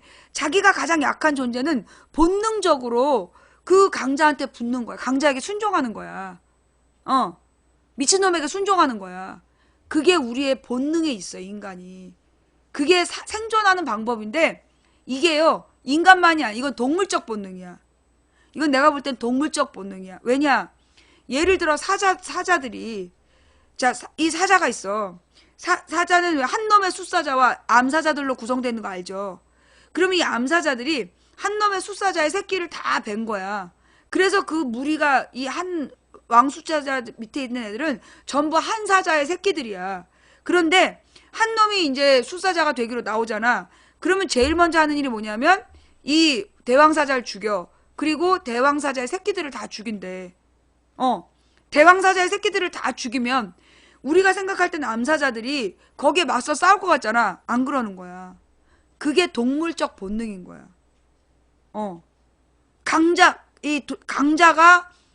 이 대빵 먹는 게 동물적인 동물들이 그러니까 늑대 대장이나 사자 대장이 그런 식인 거야. 그게 동물적인 본능인 거야. 인간적 본능이 아니라 우리 인간에게 남아있는 동물의 본능이지. 그래서 우리가 중요한 건 뭘 해야 되느냐. 그러니까 이게 우리의 본성이라는 것들도 우리가 깨달아서 그러면 결론은 뭐냐. 결론은 이 구역에 미친년놈이 나다라고 설치는 새끼들이 많은데 계속해서 그럼 우리나라는 미친년놈들이 계속 나와야 되느냐. 그걸 바꿀 수 있는 단 하나의 방법이 뭐냐 하면 단 하나의 방법이 뭐냐. 철학적으로 깨우치게 하는 거야. 그게 되냐 망치야. 너 이렇게 몰입시켜놓고 그걸 답이라고. 망치가 왜 계속 종교 얘기하고 계속 철학 얘기하는지 알아요? 이걸 해결할 방법은 딱 하나야. 인간성을 회복하게 하는 거. 인간성을 회복하게 하는 것만이 이 답을 풀어가는 길이에요. 그러면 인간성을 어떻게 회복하게 할 거냐. 그게 결국은 내가 볼 땐 세 가지야. 교육, 종교, 언론. 교육을 바로 세워서 인문학적인 지식을 똑바로 어려서부터 교육하고 그 다음에 종교를 바로 세워서 약자를 보호하는 이 시스템 철학을 만들고 그 다음에 이 세 번째로 그 언론이 바로 서서 그 권력을 진짜 비판할 수 있는 진짜 언론을 만들어야 된다. 그래서 우리 언론인들이 지금 같은 경우에는 막 대형 언론사에 들어가는 사람들이 소위 언론고시라고 그러고 공부 제일 잘하는 애들이 KBS, MBC, SBS 들어가잖아. 그래서 그런 뉴스 만들잖아. 그렇게 거기에 물들어가다가 결국 그들이 지금의 내부자들처럼 변해가는 거잖아. 그래서 내가 관심을 가진 게 MBC 막내 기자들의 반란. MBC 막내 기자들의 반란이 그래서 관심 있어. 이들의 반란을 응원해주고 싶고, 예, 이들의 도전을 우리가 관심 있게 봐야 된다. KBS 노조의 운동에 우리가 관심을 가져야 되고, MBC 막내 기자들의 반란에 관심을 가져야 되고, SBS에서도 노력하고 있는 그 언론인들을 찾아내야 되고, 왜? 그래서 그들이 잘 커서 중역이 되게 해야 돼. 그래서 그들이 진정한 언론인은 권력을 견제하는 것이다. 그걸 잊지 않게 해야 된다고. 자, 그러면 우리의 권력이 누구냐? 대통령이냐? 김대중 노무현 때 내가 깨달은 건 대통령이 우리나라 최고 권력자가 아니라는 거야. 우리 많은 국민들은 대통령이 최고 권력자인 줄 알아요. 택도 없어요. 예. 지금 우리 사회의 최고 권력자는 재벌이에요. 대통령은 5년짜리 재벌들의 노비일 뿐이야. 최고 권력자가 국민, 그건 우리의 방향이고, 현실적으로 얘기했을 때, 지금 우리 국민이 주인이냐고. 국민이 주인으로게 대우받고 있지 못해. 그러면 실제로 우리나라의 실권을 쥐고 있는 권력자가 누구냐면, 대통령도 아니고 국회의원도 아니야. 헌법학자들 법조계 아무도 아니야. 재벌이야. 돈. 한마디로 지금 실권은 돈이 가지고 있는 거야. 그래서 이 돈을 가진 자들이 대통령을 바꿔가면서, 그래서 이 구역에 미친놈은 나다를 이 돈이 세워내는 거야. 우리나라의 종편들이 재벌이 만든 언론인 거 알죠? 그래서 재벌의 이익을 위해서 재벌에게 가장 유리한 자를 대통령으로 만들려는 거 알죠? 그들이 세우는 게 명바타야. 그들이 지지하는 게 명박이야. 그들이 지지하는 게 명박이다. 명박이 아바타다. 현재는 지난 몇 달 전까지는 안철수를 띄우더니 요 한 일주일 동안은 반기문을 엄청 띄워. 그런데 반기문이 노인들한테 가가지고 이제 봉사활동을 한다고 그 죽을 먹여주면서 부부가 나란히 그 턱받이를 했어요. 그 턱받이는 노인들한테 이렇게 흘리는 것 때문에 하는 건데, 앞치마를 입어야 되는데 앞치마를 안 입고 턱받이를 했던 충격적 사진이 아침에 돌았죠. 그 다음에 이 반기문이 전철표를 끊겠다고 2만 원을 넣고, 전철표를 끊겠다고 2만 원을 넣다가 또 개망신을 당한 이 퍼포먼스를 했어요. 그런데 여기서 근본적 질문, 어느 시청자가 보내온 질문이야. 근데 망치님, 반기문은 70이 넘어서 지하철 무료인데 왜 2만 원 내고 표 끊었어요? 망치님, 반기문은 70이 넘어서 지하철 무료인데 왜 2만 원이나 내고 표 끊었대요?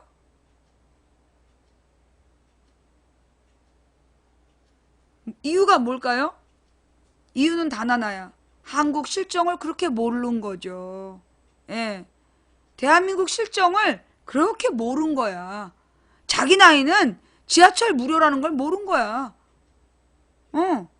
그러니까 돈을 만 원만 넣어야 되는데 2만 원을 한꺼번에 찌르고, 두 가지 2만 원을 한꺼번에 넣었다는 것도 그만큼 한 번도 타본 적이 없다는 얘기고. 그리고 이게 노인이면서 왜 지하철 표를 끊어? 그냥 타면 되지. 응.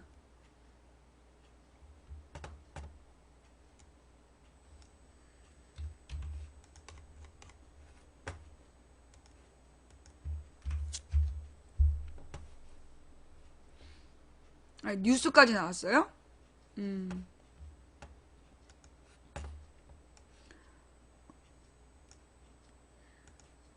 반기문 노인 수발 사진 논란, 정치쇼의 생명 위협, 음성 꽃동네 할머니 누운 채로 죽 떠먹여, 외제 생수 사려다가 국산 대체하기도.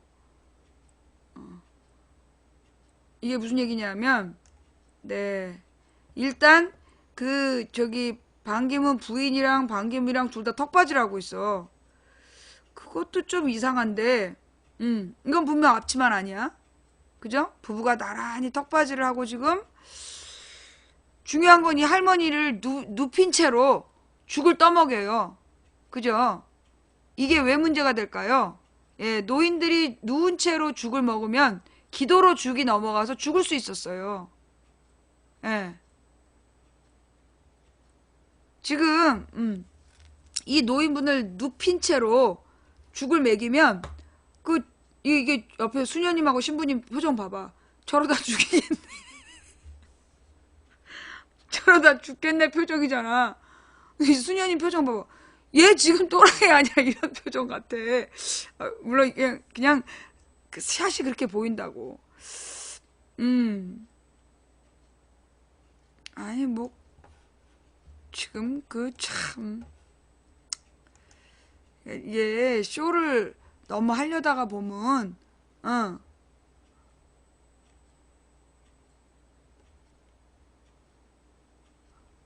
그러다 이제 막 질질 흘렸나 봐. 예.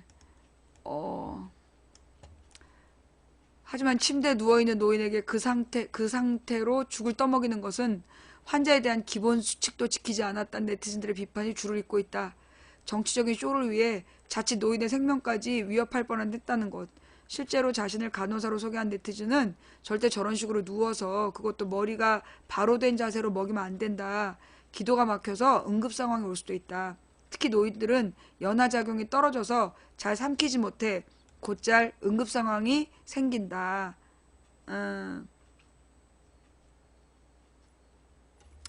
반 총장이 할머니에게 죽을 떠먹일 때 착용한 턱바지도 네티즌들의 비난 대상이 되고 있다. 한 네티즌은 왜 턱바지를 본인이 하고 있냐. 정치철을 하려면 제대로 하라. 다른 네티즌도 평생 한 번도 해보지 않다가 선거철만 되면 마음에도 없는 이런 짓거리 제발 하지 말았으면 한다. 국민들 눈속임 짓거리에 불과하다고 핀잔을 줬다. 앞서 반 전 총장은 지난 12일 오후 인천공항에서 공항철도를 통해 이동하는 과정에서 한 편의점에 들러 프랑스산 수입 생수를 사려다가 보좌진의 황급한 만류로 국산 생수로 바꿔 구입하기도 했다. 일부에서는 서민 코스프레를 하려면 제대로 해야 하는데 잘 알지 못하면서 주변에 민폐만 끼치고 있다고 볼멘 소리가 나온다. 난 그런 생각이 들어. 반기문 주변에, 반기문 주변에 이런 조언을 해준 사람이 아무도 없을까? 아니, 비서가 이게 턱받인지 앞치마인지도 구별 못할까? 아니면 저 신부님이나 수녀님이 저걸 그냥 하게 해뒀을까? 그리고 아니 저기 10,000원씩 따로 넣어야 되는데 20,000원을 막 꽂아대는, 아니 주변에 아무도 그런 조언을 해준 애들이 없나? 물론 이게 아주 외교관으로 하도 고급스러운 생활만 하다 보니까 한 번도 경험해본 애들이 주변에 없어서 그랬을 수도 있어. 근데 혹시 이거 노이즈 마케팅 아니냐? 이거 노이즈 마케팅 아니냐? 아무도 없을 수는 없는 거 아니야? 반기문 총장 주변에 이런 거 조언해주는 게 한 명도 없다는 건 말이 안 되잖아. 그러니까 이게 이 노이즈 마케팅이 아니냐. 한마디로 반기문이 막 회자되도록, 반기문이 회자되도록 쇼하는 거 아닐까? 아니면 이렇게 무식할 수 있냐고. 아니 무식해도 지금 자기네들이 턱받이를 왜 해? 그러니까 진짜 주변에 한국의 실정과 서민의 실정을 아는 사람이 단 한 명도 없거나 아니면 노이즈 마케팅이거나 둘 중에 뭘까? 중요한 건 둘 다 자격이 없다는 거야. 그죠? 둘 다 자격이 없다는 거야. 트럼프가 욕먹을 짓을 막 했어. 그게 단기간 안에 자기를 알리는 방법이었대. 그거 알죠? 트럼프가 일부러 막말을 해가지고 그 노이즈 마케팅으로 뉴스를 계속 만들어낸 거야. 뉴스를 계속 만들어내서 그래서 뭐라 그러나 사람들에게 더 많이 회자됐어. 힐러리 기사보다 트럼프에 대한 욕 기사가 더 많았고 그걸 노린 거야. 이슈를 만들어내기 위해서. 그래서 나는 아예 이 사람에 대해서는 관심도 갖지 말아야 된다. 다만 뭘 알려줘야 되냐면 국제사회의 평가. 국제사회의 평가가 정말 처참해. 국제 언론의 그 평가들을 널리 알려줘야 돼. 우리 어른들도 요즘에는 특히 어른일수록 우리나라가 세계의 이 외교를 알아야 된다. 그런 마음이 있기 때문에 그 국제사회의 반기문 평가를 널리 신문 기사들을 뽑아가지고 알려주는 게 저는 필요하다고 보고요. 난 저런 식의 노이즈 마케팅은 나는 기사화하지 않는 게 좋다고 봐. 저거 내가 볼 때 막 젊은 네티즌들 손으로 반기문 홍보해 주는 거야. 그러니까 국제적인 전문가들이 반기문을 어떻게 평가했는지 그런 걸 먼저 보여주고 요 밑에 사진을 보여주면 전문가의 평가 밑에 보니까 진짜 안 되겠구나라는 결론이 내려져. 근데 저런 거만 돌리잖아. 그러면 반기문에 대한 관심만 생겨. 대선 출마했구나 라는 게 생기는 거야. 그게 좀 얘기하고 싶고, 그 다음 여러분은 지난 김대중 노무현 정부가 무엇을 가장 잘했는지 누가 질문하면 대답할 수 있어요? 김대중 노무현 정부가 가장 잘한 거 3가지를 대봐라. 그러면 뭐다? 라고 얘기할 수 있어요? 우리 그걸 답을 해야 돼. 적으세요. 받아 적어봐. 첫째, 이게 이제 메모장 꺼내갖고 합시다. 우리가 김대중 노무현 정부에 대한 제대로 된 평가를 못하면, 예, 이번 대선을 질 수밖에 없어요. 예. 자, 크게 뭘 잘했는가를 알고 있어야 되는데, 김대중 노무현이 가장 먼저 잘한 게 뭐냐면, 첫 번째가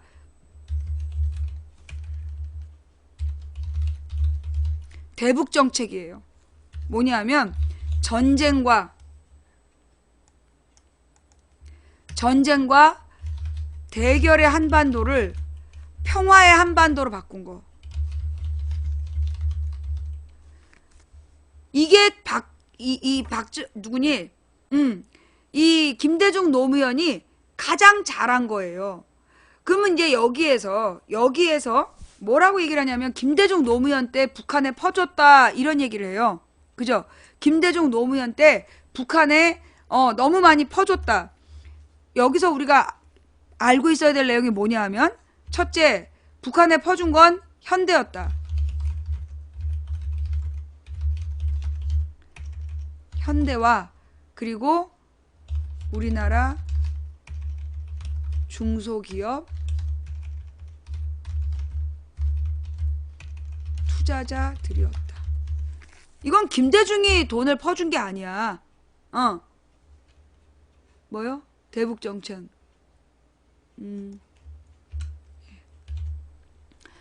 북한에 돈 퍼준 건 현대와 우리나라 중소기업 투자자들이었다. 무슨 얘기냐면, 현대가 1조 원을 뇌물로 준 거야. 대북 송금 얘기 들어봤죠? 예. 불법 대북 송금은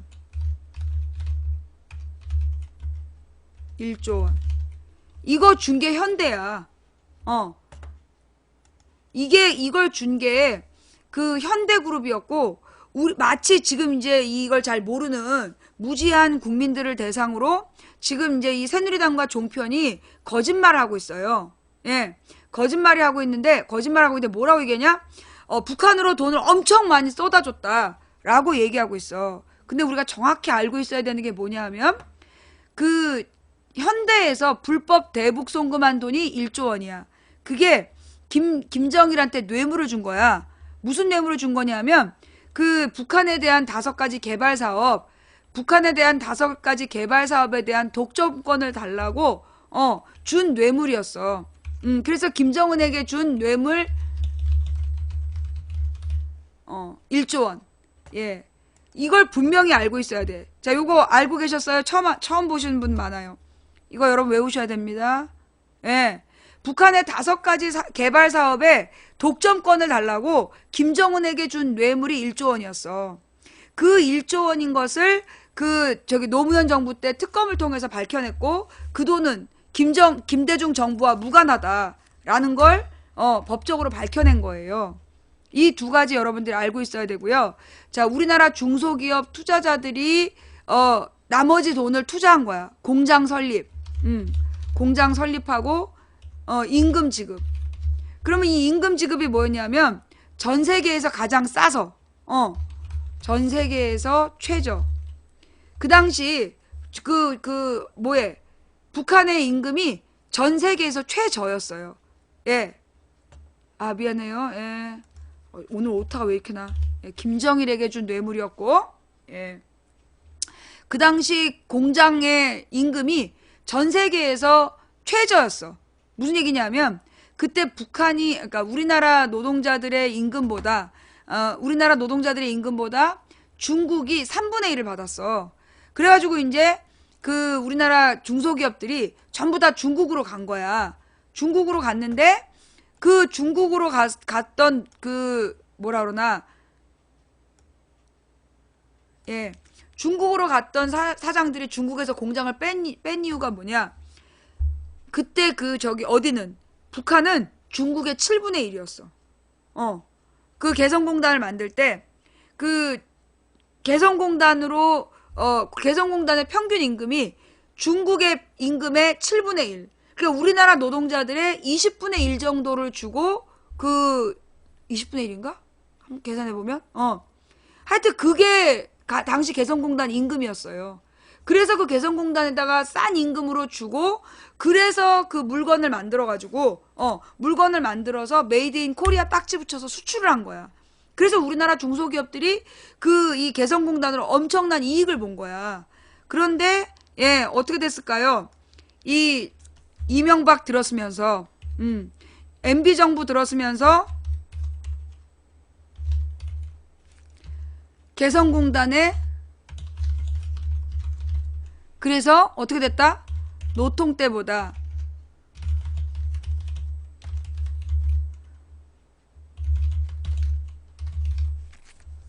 노무현 대통령 때보다 더 많은 송금을 했어. 그래서 그 개성공단을 박근혜가 없앤 거야. 예. 그러니까 그 북한에다가 퍼줬다라고 얘기하는 거 그거 대한민국 정부에서 퍼준 거 없어요. 그러면 대한민국 정부는 오직 뭘 했느냐 하면 도라산 철도 만든 거. 철도 개통 비용만 들어갔어. 예. 철도 개통 등 뭐라 그러나 그걸 뭐라 그러지? 도로 이런 시설비만 들어갔지. 이게 몇 천억 들어갔어. 그게 다야. 그리고 이제 그 당시에 북한으로 보낸 돈이 총 7조 원이야. 김대중 노무현 정부 때.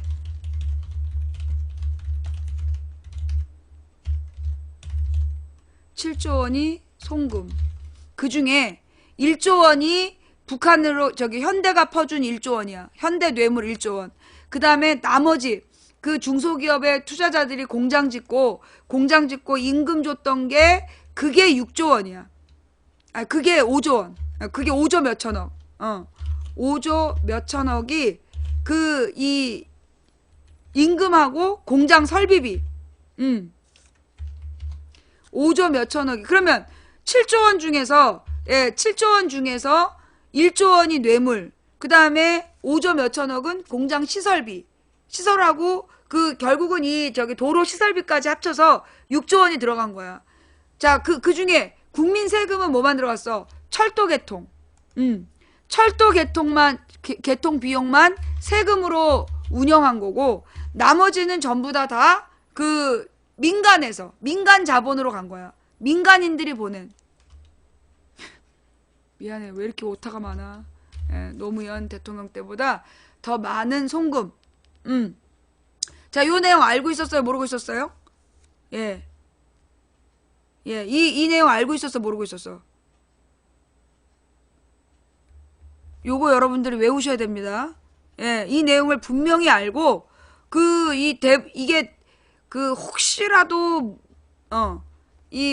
문재인이 후보가 되는 비극이 일어난다면, 그때 이 종북몰이, 이거 여러분들 외우고 있어야 돼요. 이거 몰랐구나. 예. 요 내용은 적어도 나 정도는 알고 있어야 돼. 자, 첫 번째로 잘한 건 뭐였다고요? 대북 정책이었다.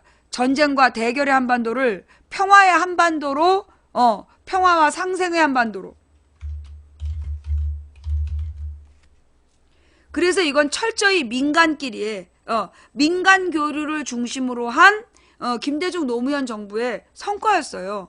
이때 정부가 주도하지 않고 정치적인 문제로 하지 않고 경제 문제를 민간 주도로 풀었던 거야. 평화의 방법으로. 자, 그 다음 두 번째는 뭘 잘했을까요? 경제 성장. 무슨 얘기냐?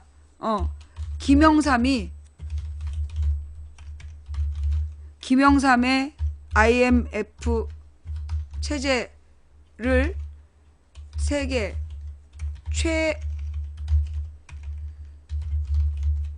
단기간에 극복. 이게 어디 나오냐 하면 IMF 총재 자서전에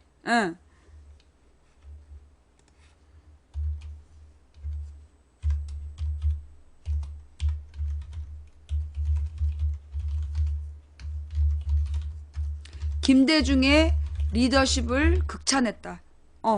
이 김대중이 정치적으로 그 당시 IMF를 극복하기 위해서 금모으기 운동 등을 만들어냈고 그래서 이 경제를 살려내는데 아주 훌륭한 경제적 리더십을 발휘했다라고 극찬한 내용이 남아있다. 그 다음에 두 번째로 김영삼의 IMF 체제를 김대중의 리더십으로 최단기간에 극복했다. 두 번째로 김대중이 내수 경제를 살리기 위해서 한 일이 뭐냐 하면 그 공공근로, 이 공공근로를 확대했는데 이건 뭘 말하냐 하면 갑자기 실업자가 된 실업자 가장들 구제, 그러면서 그 최소한의 소비 능력을 확보하기 위해서 최소한의 잠깐만, 이렇게 하는 것보다 가로보다 실업자 가장들을 구제하고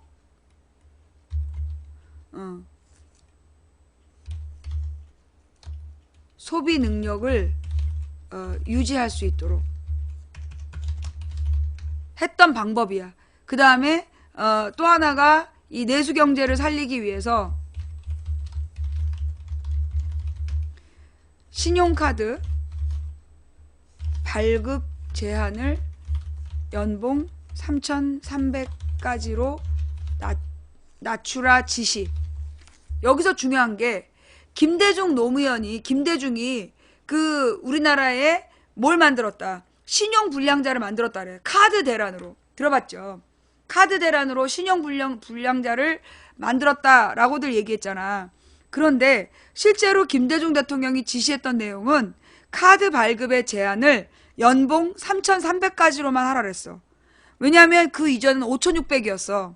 근데 연봉 5,600인 사람들이 거의 없었기 때문에 일단 신용카드를 연봉 3,300까지만 만들어줘서, 그러면 이 사람들은 적어도 신용불량자가 되지 않으면서 카드가 없으면 소비를 안 하던 사람들이 카드가 있으면 그래도 좀 이렇게 돈을 쓸 수 있는 마음의 여유가 생기잖아. 그러라고 이렇게 지시를 한 거야. 그런데 누가 이 카드 회사에서 제한 없애.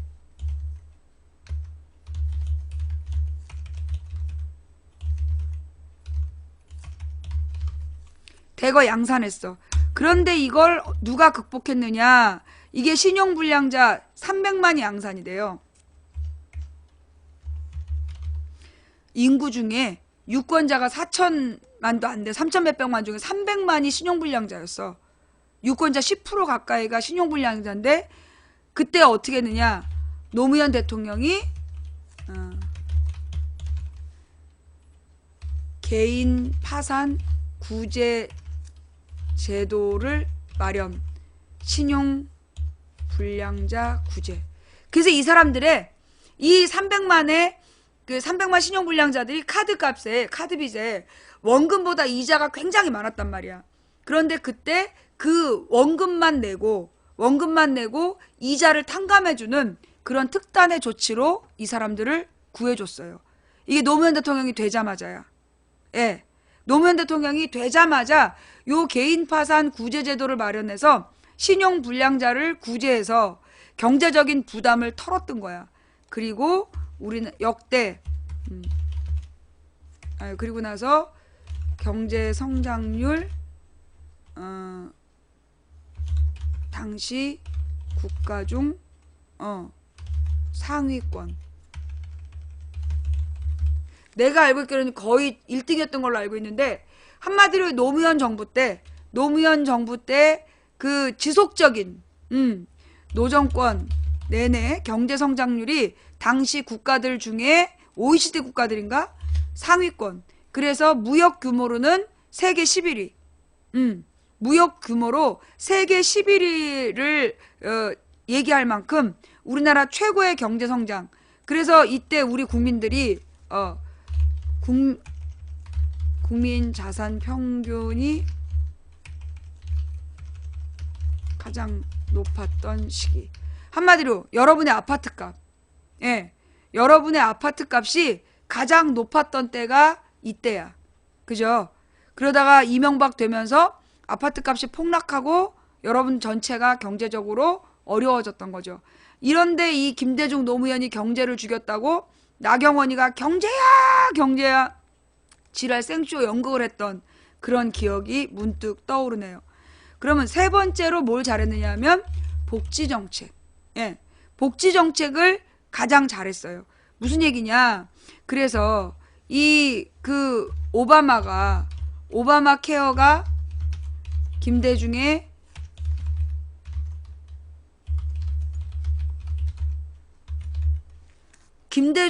건강보험 제도를 모범으로 모델로 추구한 거야.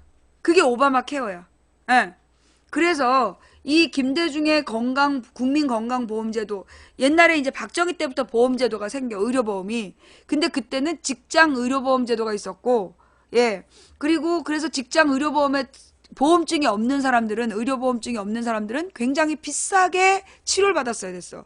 그 다음 만약에 서울 사람이 경주에 가서 치료를 받았다. 그러면 치료비가 엄청 많이 들었어. 그런데 김대중 대통령이 국민건강보험제도를 만들면서 전국에서 주민번호만 내면 다 똑같은 가격으로 치료받게 된 거야. 그게 이 국민건강보험제도의 특징이었고, 이걸 오바마 케어가 이걸 따라가려고 했었던 거다. 그 다음, 이 연금제도가 박정희 때 또 만들어져요. 의료보험제도가 박정희 때부터 만들어져. 그래서 이제 박정희 전두환 때 의료보험제도, 연금제도가 나오는데, 그 문제는 뭐였냐면 공무원연금, 군인연금밖에 없었어. 근데 공무원연금하고 군인연금이 아닌 일반 국민은 노후 대책이 없는 거야. 그래서 점점 그 고령화가 진행되면서 우리 이제 나중에 나라에서 노인들을 먹여 살리는 문제가 아주 긴급한 문제가 된 거야. 그래서 그때 만든 게 국민연금제도 시행. 그래서 이 국민연금제도를 만들었는데, 이 국민연금제도를 만들었는데, 이걸 비판했던 걸 똑같이 트럼프가 비판했던 거야. 이 국민연금제도가 부자들에게는 돈을 많이 안 내도 되고, 가난한 사람들에게는 악착같이 걷어간다라고 이야기를 했는데, 이게 원래 이 국민연금제도의 취지였어요. 가난한 그 서민들에게 노후 자금을 마련해 주자는 목적으로 만들었기 때문에 부자들한테는 별로 많이 요구하지도 않았고 강요하지 않았어. 다만 가난한 사람들에게 강제적으로 이 국민연금제도에 가입을 해서 노후를 강제적으로라도 준비시켜야 된다. 안 그러면 이 사람들이 당장 먹고 사는 거, 또 자녀들에게 돈을 다 쓰고 나서 아주 극빈 노후가 되고, 극빈 노인이 되고, 노인 빈곤 문제가 결국 미래 사회에 부담이 된다. 그래서 나온 게 국민연금 제도였다. 그래서 요 두 가지가 전 세계에서 칭찬받았던 제도였어요. 김대중 노무현 정부에서 만들었던 국민건강보험제도하고 국민연금제도가 세계적인 그 복지제도로서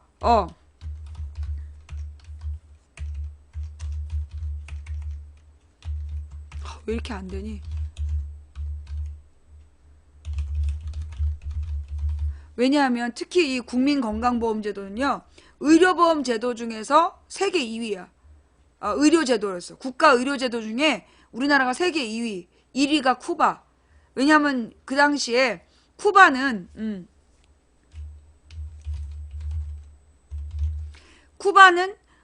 의사의 숫자가 전 세계에서 가장 높아. 국민 대비 의사 숫자가. 그리고 이 의사들이 마을마다 있는데 이 사람들은 치료의 목적이 아니라 예방의학이야. 예방의학을 목적으로 그래서 동네마다 간호사들이 다 혈압 재주고 건강 체크를 다 해서 그 동네 사람들 중에 아픈 사람이 없게 하는 게 쿠바의 의료제도야. 그리고 이제 다른 나라는 이제 선진국 같은 경우에는 무료로 하는 대신에 굉장히 오래 걸리는 그런 문제가 있어요. 영국 같은 데나 이 유럽이 무료로 해주는 대신 되게 오래 기다려야 돼. 그런 문제가 있는데 우리의 국민건강보험제도는 그렇지 않은, 굉장히 이제 신속한 치료를 받으면서도 최소한의 부담으로 온 국민이 혜택을 받는, 그래서 세계적으로는 쿠바를 제외하고 가장 훌륭한 건강보험, 그러니까 의료제도다라고 칭찬을 받았던 거야. 그리고 이 국민연금 제도로 이 뭐라 그러나 서민들에게 노후 자금을 만들 의무를 규정한 거죠. 근데 이게 욕을 굉장히 먹은 거야. 왜 지금 이걸 돈을 저기 내라고 그러냐? 그리고 이걸 나중에 우리가 돌려받을 수 있는 거냐? 그런 문제 제기를 했죠. 그런데 김대중 노무현 정부는 이 국민연금 이 재원을 돈을 걷어서 가장 안전한 곳에 투자하고 그래서 계속 늘려갔어요. 근데 누가 이명박이 들어서서 어떻게 했다? 국민연금을 재벌들의 주식 사는 데 쏟아부어서 깡통 계좌로 만들고 있다. 자, 그래서 우리나라의 이 복지 제도가 우리나라의 이 복지가 그 김대중 노무현의 가장 훌륭한 정책 세 가지를 알고 있어야 된다. 대북 정책, 경제 성장, 그다음에 복지 정책. 이건 김대중 노무현 정부가 박근혜 이명박 정부보다 훨씬 더 잘한 내용이야. 자, 시간이 너무 오래돼서 이 정도만 하려고 그래요. 예. 자, 이거 오늘 처음 들으신 분, 예, 몰랐다. 예, 이런 내용 전혀 모르고 살아왔다. 예.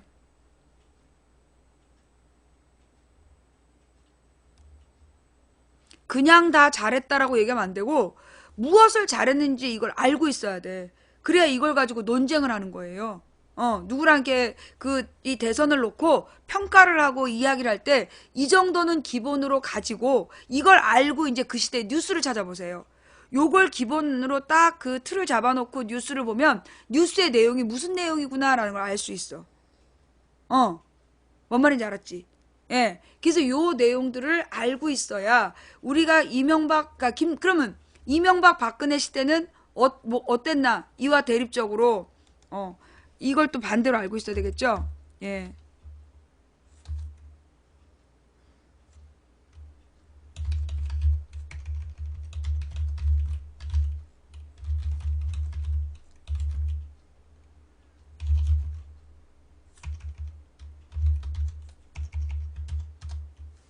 이명박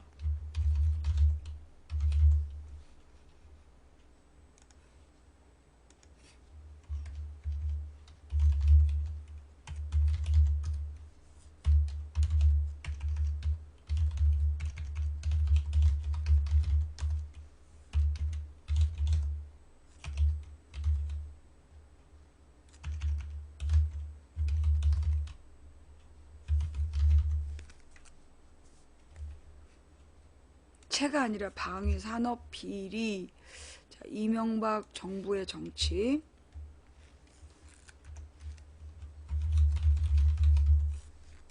4대강 비리로 손실된 40조 이상의 세금 낭비, 환경 파괴, 물가 인상. 자원외교 비리.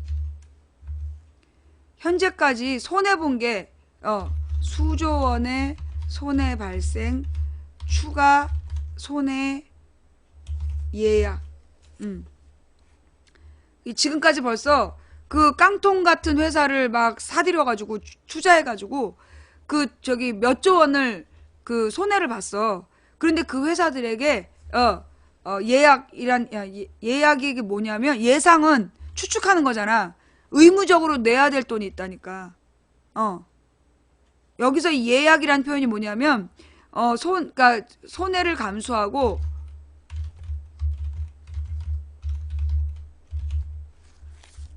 비용을 지출해야 돼. 무슨 얘기인지 알겠어요? 이게 지금 수조 원의 그 손해가 발생했는데 추가로 수십조 원의 손해를 감수하고 비용을 지출해야 된다고. 손해가 예정되어 있어. 예, 추가 손해가 예정.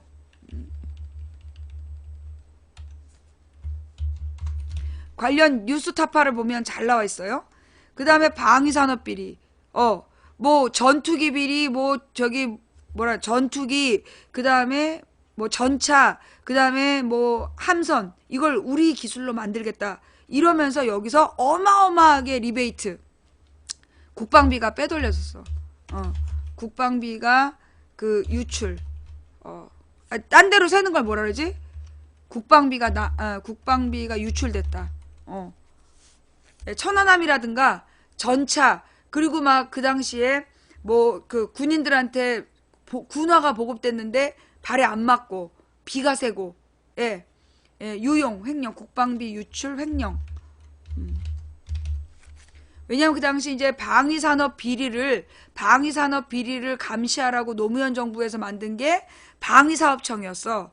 그런데 그 방위사업청을 이명박이 자기 사람을 씹어갖고 돈을 빼돌리도록 봐준 거죠. 네, 예. 그래서 지금 이명박이 탕진한 국민세금 최소 189조 원.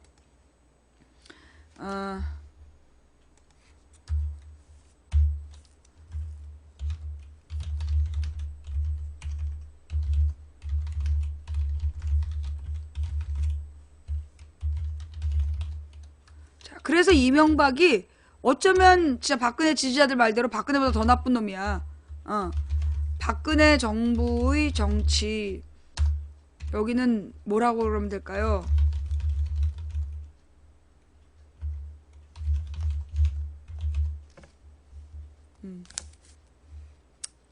뭐 이렇게만 정리해도 알겠죠? 중요한 건 진행 중. 예. 예. 최순실의 정치 개 난장판 진행 중. 요 내용을 여러분들이 이 정도는 알고 계셔야 예. 그러니까 대북 정책 그 얘기 외교 얘기를 뺐는데 자, 그러면 여기서 이렇게 얘기할게요. 대북 정책과 외교. 무슨 얘기냐? 그 김대중 노무현 정부의 우리나라 외교가 가장 선진적이었어요. 예. 그래서 무엇보다 이 모든 일이 가능했던 게 누구 때문이었느냐? 뭐 때문이었냐? 김대중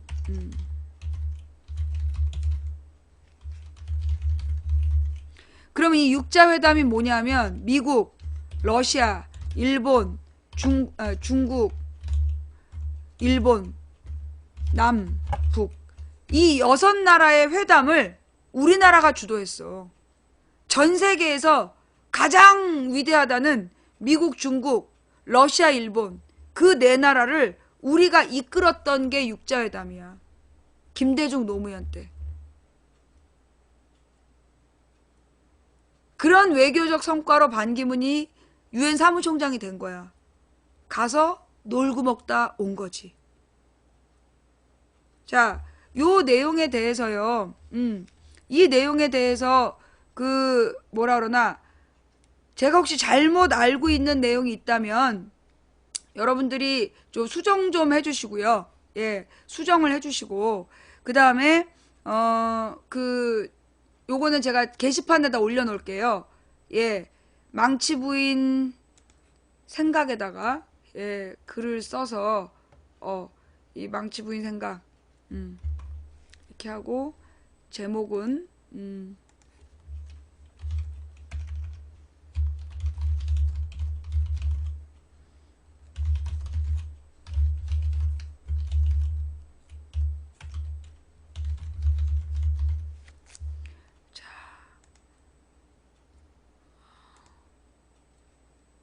올렸어요.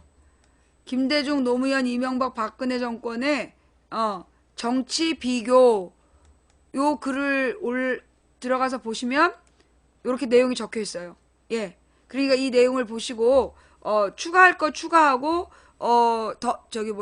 보강할 거 보강해서 여러분들이 이걸 널리 외워야 되겠죠?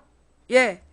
이 내용들을 다 외워가지고 앞으로 어떤 놈이 뭐라고 헛소리하든 우리의 성과를 제대로 설명할 수 있는 여러분이 되시기 바랍니다. 자, 오늘 이 메모를 보니까 어때요? 잘 모르면서 그동안 김대중 노무현 정부를 잘 모르면서 비판하고 이제까지 모른 척 해왔던 자신이 부끄럽게 여겨지는 분 혹시 계세요? 7조 원 송금이 이상하다고요? 뭐가 이상해요? 7조 원 송금이 뭐가 이상해? 내가 이 사건에 대해서 굉장히 잘 알아. 7조 원 송금 사건. 궁금한 게 있으면 질문을 해봐요. 이 내용에 대해서 7조 원 송금을 다른 데로 아니라니까. 이게 어디 나온, 자, 내가 이 7조 원 송금 사건에 대해서 내가 정확히 알아. 예. 뭐냐 하면 이게 우리도 언제 알게 된 거냐면, 김대중 대통령이 돌아가셨을 때, 김대중 대통령이 돌아가셨을 때, 무슨 일이 있었냐면, 그 당시에 이제 무슨 뉴라이트 변호사가, 자기가 미국의 헤리티지 재단으로부터 자료를 받은 게 있다. 근데 그 자료에 의하면 김대중 노무현 때 돈이 어마어마하게 넘어갔다더라. 그래서 그 돈에 자기가 그 자료 출처에 대해서 그 헤리티지 연구원으로부터 받기로 했다. 이렇게 얘기를 해요. 그러면서 그 헤리티지 재단의 연구원들이 밝힌 뭐 김대중 노무현의 대북 송금 이런 얘기를 막 했어. 그런데 그래가지고 내가 미국에 있었던 그때 아마 걔가 아마 지금 인재근현 사위일 거야. 걔한테 내가 연락을 해가지고 그 헤리티지 재단에서 올렸다는 보고서 좀 찾아봐라. 그래가지고 받았어. 받아가지고 그걸 동시통역하는, 이 영문이야. 다 영문. 동시통역하는 친구한테 보내가지고 이거 해석 좀 해달라. 그랬더니만 딱 거기에 이게 헤리티지 재단의 연구원도 아니요. 이건 개인 기고문인데 그 내용도 김대중 노무현 정부가 북한으로 어마어마한 돈을 지원했다는 얘기가 아니었어. 거기 보면 김대중 노무현 때 7조 원이 넘어갔다. 그거야. 그게 끝이야. 근데 그 7조 원이 그러면 어떻게 넘어간 거냐를 다른 기사를 찾아보니까 1조 원은 현대에서 뇌물로 김정일에게 바치고 그 다음에 5조 몇천억이 공장 짓는 비용이었어. 공장을 짓는 비용. 그러니까 봐봐요. 공단을 도시를 하나 만든 거야. 개성공단 도시를 만든 거야. 그래서 공장 건물들을 다 짓고 거기에 기계들을 다 설비하고 그 다음에 한 5년인가에 임금이 지불이 돼. 5년 동안에 임금을 지불한 거야. 그래서 그 임금을 지불한 내용이 합쳐서 5조 몇천억이고 도라산 철도는 왜 깔았냐면 북한에서 물건을 철도로 실어서 보내면 그게 도라산역에 와서 내리는 거야. 그걸 트럭으로 실어가지고 각 공장으로 배달해서 거기서 라벨 붙여가지고 수출을 했던 거야. 그 현대로 보낸 1조 원은 김정일에게 보낸 1조 원의 뇌물이 현대 그룹에서 보낸 거야. 정몽원이라고 자살한 사람 알지? 그 사람이 돈을 보낸 거야. 북한을 5가지 개발을 하는데 북한의 5가지 개발 사업의 독점권, 그러니까 개성공단, 금강산관광 전부 다 현대가 다 할 수 있게 독점적 권한을 달라고. 그래가지고 1조 원을 뇌물로 준 거야. 김정일한테. 그래갖고 이제 그것 때문에 대북송금 특검이 벌어져. 그래서 최종적으로 법정에서 어떤 결론을 내리냐면 이때 정몽원의 주장은 뭐냐. 그 돈이 김대중하고 김정일의 정상회담 직전이었다. 그래서 김정일을 기분 좋게 해서 정상회담을 이루어지게 하려는 의도도 있었으니 이건 통치비용으로 봐줘야 된다. 그러니까 이 돈을 뇌물이라고 하지 말아야 된다. 이게 정몽원 측의 변론이었어. 그런데 노무현 정부 때 특검을 했고 그 특검 결과를 이 대법원에서 최종 뭐라고 판단했느냐. 이 돈은 북한으로 그 독점적 사업권을 위해서 현대가 준 뇌물이니 김대중 정부와 무관하다. 김대중 정부와 무관하다. 이게 그 당시에 대법원의 최종 판결이었어요. 이런 걸 내가 다 어떻게 알았느냐. 이때 국정원들이 개 같은 정보를 막 갖고 와. 그리고 그 정보를 가지고 우리가 막 다 읽어보자. 그래가지고 다 읽어내면서 알아낸 정보들이야. 대법원 판결문 나도 몰랐어. 그놈이 갖고 와서 알았지. 예. 그래서 그 정몽원이 유죄 판결을 받지 않으려고. 왜냐하면 자기가 유죄 판결을 받으면 자기네 가문 전체가 책임을 져야 되잖아. 그래서 자살해버린 사건에 대해서는 수사가 중단되거든. 그걸 위해서 죽어버린 거야, 정몽원이. 그래서 그 현대의 그 마누라가 그 회사를 물려받아가지고 말아먹게 되는 거죠. 네. 박지원이 왜 구속됐느냐 하면 박지원이 구속됐던 이유는 그때 그 돈을 전달을 했어. 그 돈을 전달을 한 거야. 그러니까 이제 그 뭐라 그러나 주선을 했어. 현대가 그 저기 누구한테 김정일한테 뇌물을 보내도록 주선을 해줬어. 그리고 국정원을 통해서 그 돈을 배달을 했고, 그래서 주선 및 배달에 대한 책임을 지고 박지원이 감옥을 갔던 거야. 전달한 죄. 예. 그게 박지원의 죄였어. 그러니까 알선 수재인가 그랬어요. 예. 알선 수재 혐의로 아마 그 박지원이 그 구속이 됐었던 거야. 예.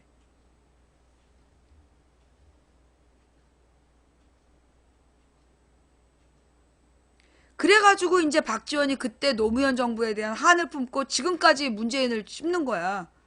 자기 감옥 가게 했다고. 박지원이 그 당시에 김대중 대통령 때 그 1조 원이 김대중 대통령 때 넘어간 거야. 2000년. 2000년에 넘어간 돈이었고, 그때 김대중 대통령 비서실장이었기 때문에 그 책임을 박지원이 졌던 거죠. 예. 그래서 박지원이 지금까지 노무현 문재인한테 치를 떨고 그렇게 욕을 하는 거야. 그래서 이제 박지원이 국민의당 대표가 됐잖아. 이제부터 계속 반문 공작을 필 거라고. 네. 자, 이제 질문 없어요? 요 내용에 대해서 질문 다 했어요? 벌써 시간이 11시 40분이 넘어가고 있어. 오늘 짧고 굵게 2시간만 하려는데. 자, 지금까지 이 방송을 듣고 추천한 사람이 4,052명이네. 아까 내가 4,500명 넘는 거 봤거든? 4,500명이 넘는 걸 봤는데, 지금 추천은 4,000이야. 그럼 500명이 추천 안 하고 도망갔다는 얘기지? 자, 여기까지. 기본적으로 우리가 알고 있어야 될 내용이 이거고, 여기 관련해서 궁금한 게 있으면 밑에 댓글을 달아놓으세요. 그러면 제가 읽고, 좀 더 이렇게 기억해내고 찾아봐서 말을 해드릴게요. 자, 오늘 방송 볼만 하셨나요? 이렇게 정리해주는, 예, 이렇게 정리해주는 사람들이 많을까? 예.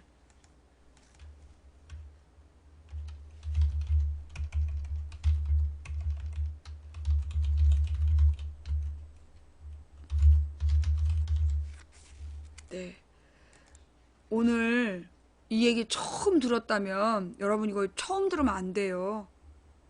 적어도 여러분이 문재인 안희정을 지지한다면, 문재인 안희정 박원순을 지지한다면 이 내용들은 알고 계셔야 되는 내용이다. 예. 자, 뭐 제가 다 아는 건 아니지만 또 전문가들이 있지만 저는 원래 이제 계략적으로 이게 교과서처럼 꼭 알아야 될 내용만 핵심만 체크해서 외우기 때문에 여러분들이 망치부인 방송을 계속 듣다 보면 한국 정치의 핵심 체크 이게 가능하다는 거 이건 교만함이 아니죠. 그러니까 우리 방송은 1단계 기초적인 단계에서 그 꼭 알아야 될 정치적인 핵심을 알아가는 방송이다라고 이해하시고 좀 더 자세한 내용을 전문가들에게 물어보시면 좋을 것 같아요. 예, 자 오늘 방송은 여기까지 할게요. 자 오늘 방송 어떠셨어요? 볼만 하셨나요? 네. 그날의 모세가 맹세하여 가로되 그래요. 제가 아까 이야기했던 아까 쭉 이야기했던 저기 야권의 대선 전략, 야권이 승리하는 대선 전략. 나는 2012년에도 분명히 방법을 얘기했어. 이기는 방법을. 그런데 이기는 방법대로 안 가고 자기네들의 욕심과 그 밥그릇을 챙겼죠. 그래서 결국 쫄딱 망했어요. 이번에 16년에도 분명한 이 대책이 나왔어요. 근데 이 대책은 나의 대책이 아니라 하나님께서 주신 방향이에요. 이 방향에 대해서 믿고 받아들여서 따르면 정권 교체를 할 수 있고 안 믿고 비웃고 거절한다면 정권 교체를 못할 거예요. 자, 여러분 한 가지만 물을게요. 정권 교체 못하면 어떻게 될까? 이명박 박근혜 세력이 또 집권하면 여러분 어떻게 될 것 같아요? 그거 생각해 보세요. 딱 그 장면 하나 생각하고 여러분이 각자 내려놓아야 될 게 무엇인지 내려놓으세요. 그리고 이제 30년 동안 노예로 살아야 돼. 이번에 승리 못하면 이제 기회는 다시 30년은 기다려야 와. 또 30년을 참고 기다릴 자신 있어? 난 할 자신 있어. 그러나 여러분은 못할걸? 그러니까 이번 대선에 여러분들 정신 바짝 차려야 돼요. 마치 다 이긴 대선인 것처럼, 마치 문재인이 대통령 된 것처럼 지랄 똥 싸지 말고, 지금 아무것도 우리에게 유리하지 않아. 무엇보다 유권자들에 대한 숫자도 모르잖아, 당신들. 연령대별 유권자 숫자부터 알아와. 연령대별 유권자 숫자, 지역별 유권자 숫자. 그래서 이 사람들의 지역별 정서, 정확하게 그걸 알아내지 않으면 이번 대선 택도 없어. 마치 다 된 것처럼 지금 막 벌써 자기 밥그릇 챙기고 어느 자리를 갔는지 자리 싸움하고 있는 새끼들아, 썩 다 꺼져. 니들 때문에 지금 죽 써서 개죽이 생겼어. 자, 오늘 망치부인의 이야기를 듣던가 말든가, 믿든가 안 믿든가는 여러분들의 자유인데요. 망치부인이 주장하는 승리하는 야권, 된다고 믿든 안 된다고 믿든 당신의 믿음대로 될 겁니다. 누구누구가 양보하겠어요? 누구누구가 그렇게 하겠어요? 된다고 믿든 안 된다고 믿든 당신의 믿음대로 될 겁니다. 한 사람이 꾸는 꿈은 꿈일 뿐이지만 100인이 꾸고 만인이 꾸면 현실이 된다고 했습니다. 중지동천이라고, 무리가 모여 뜻을 모으면 하늘도 움직일 수 있다고 했습니다. 우리가 가는 길은 갈만한 길이라서 가는 게 아니라 가야 할 길이라서 가는 겁니다. 이기기 어려운 싸움에서 지지하는 단 하나의 방법은 싸움을 끝내지 않는 것이다. 누군가 포기해서 오늘 우리의 절망이 싹 텄다면, 오늘 우리가 포기하지 않으면 내일은 희망의 역사를 쓸 수 있다는 믿음으로 달려갑시다. 세월호 인양, 미수습자 수습, 세월호 진상 규명, 가습기 피해자, 가습기 이 첨가제 사건의 책임자를 처벌하고 피해자 구제 대책을 마련하라. 오늘도 여러분 기도하셨지요? 주무시기 전에 꼭 한번 다시 기도해 주시고요. 세월호를 인양하라. 세월호를 인양하라. 세월호를 인양하라.